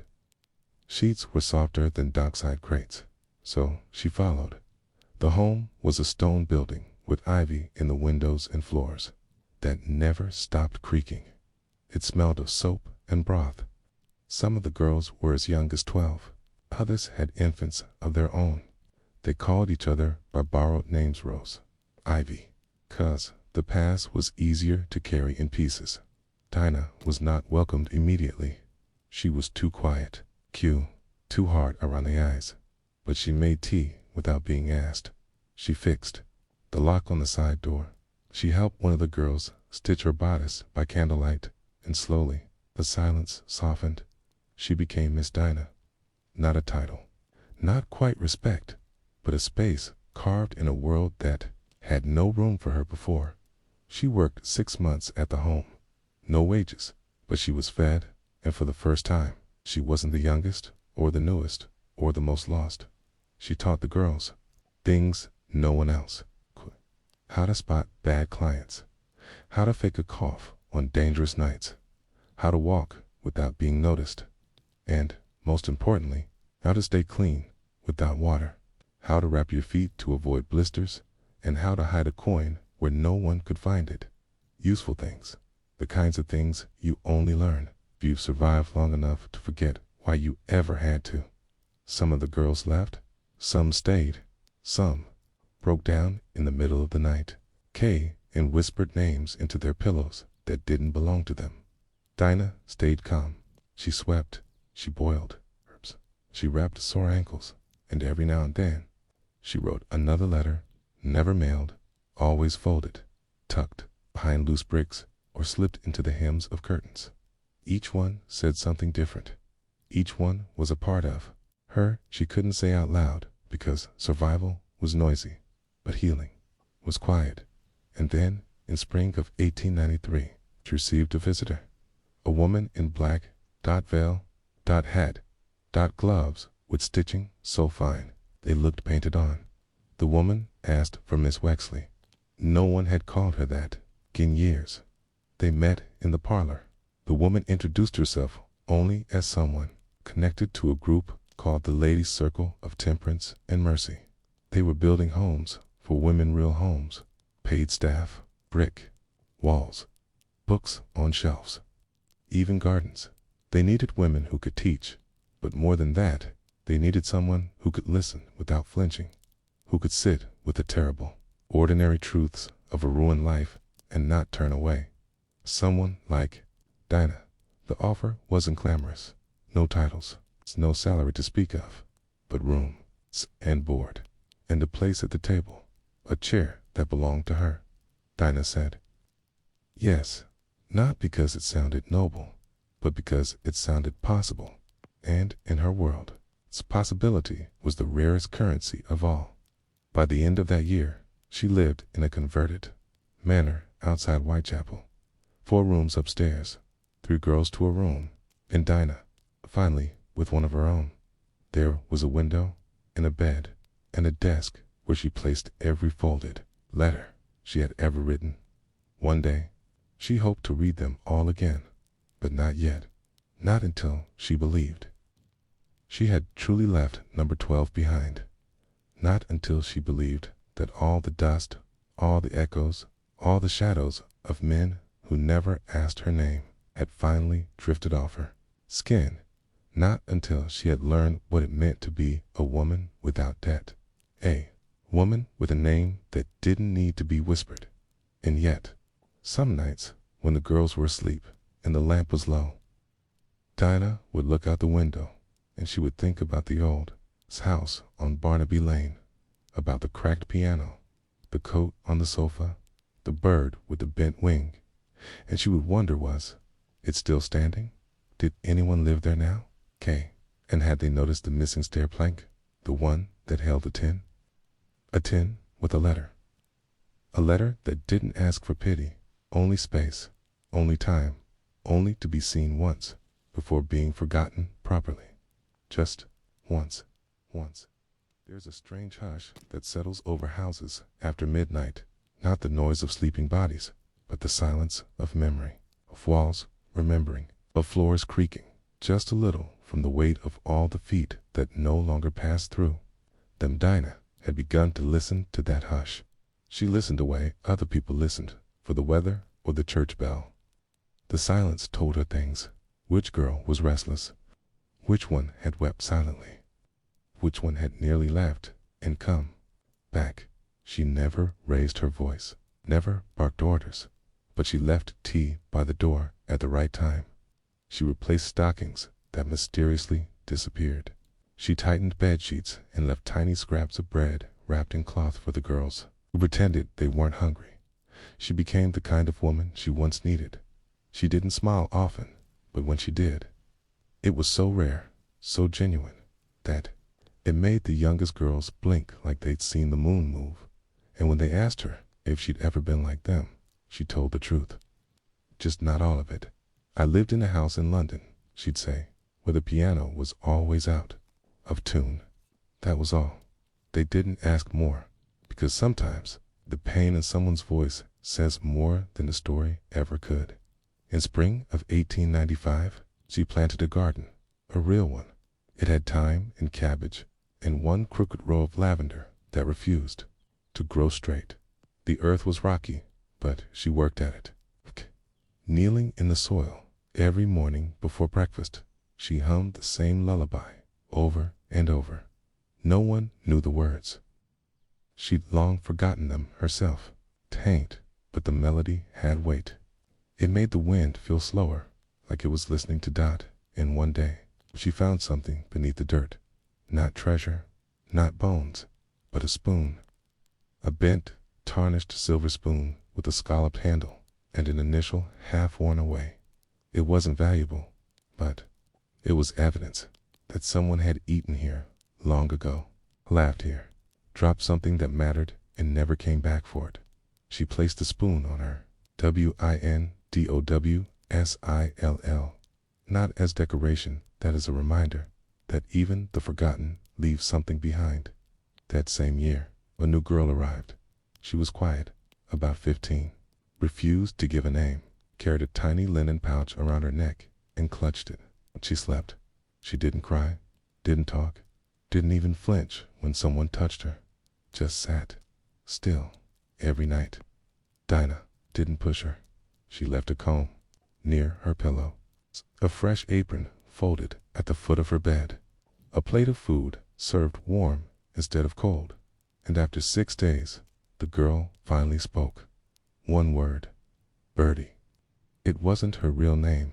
Dinah knew that, but it was a beginning, and beginnings are rare in places where endings are all you've ever known. Over time, the house became known for its quiet, not silence, not strictness, but peace. Girls came from farther and farther away, some from other cities, some sent by women who had once been there and gone on to other lives. A girl named Tessa sent a letter from Hull with 2 coins tucked inside. She didn't need a bed anymore, she wrote, but someone else might. Another girl, Mary, sent herbs from Devonshire to stop coughs. She wrote, like you did for me. And someone even sent back the tin, not a copy, the tin, the one Dinah had hidden under the stairs at number 12. It arrived in a brown paper package tied with twine. No return address. Inside, the letter had faded.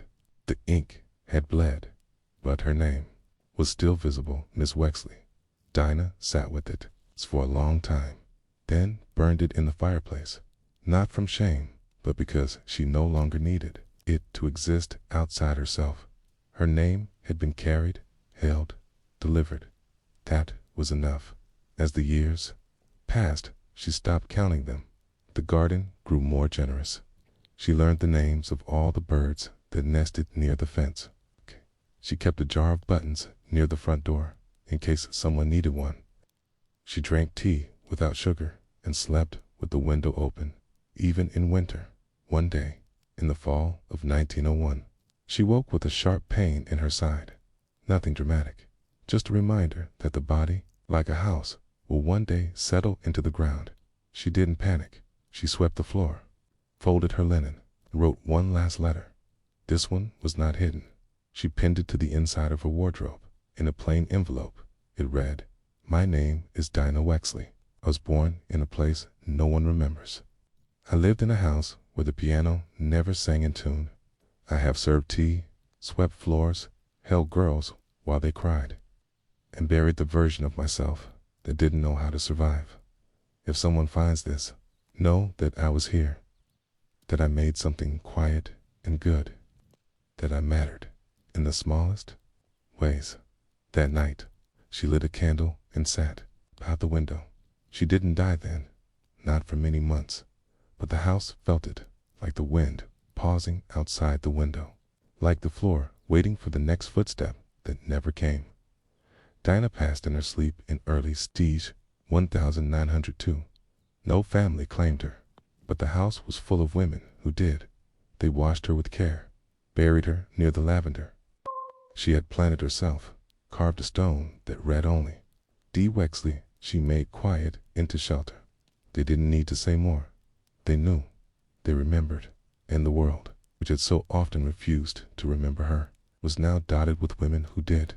If you were to walk past that house today, you wouldn't recognize it. The shutters are new. The walls have been painted 3 times over. The garden has grown wild, but the spoon still sits on the windowsill, bent, tarnished, and real, just like the girl who once bent to plant lavender in the early morning light, humming a tune with no words, and if you listen closely enough, you might still hear it. A hum beneath the noise, a girl beneath the name, a life beneath the silence, a woman who once lived in a brothel where no one knew how to say goodbye properly, a woman who, in the end, didn't need a goodbye at all, just a place to be still, and a name that didn't need hiding.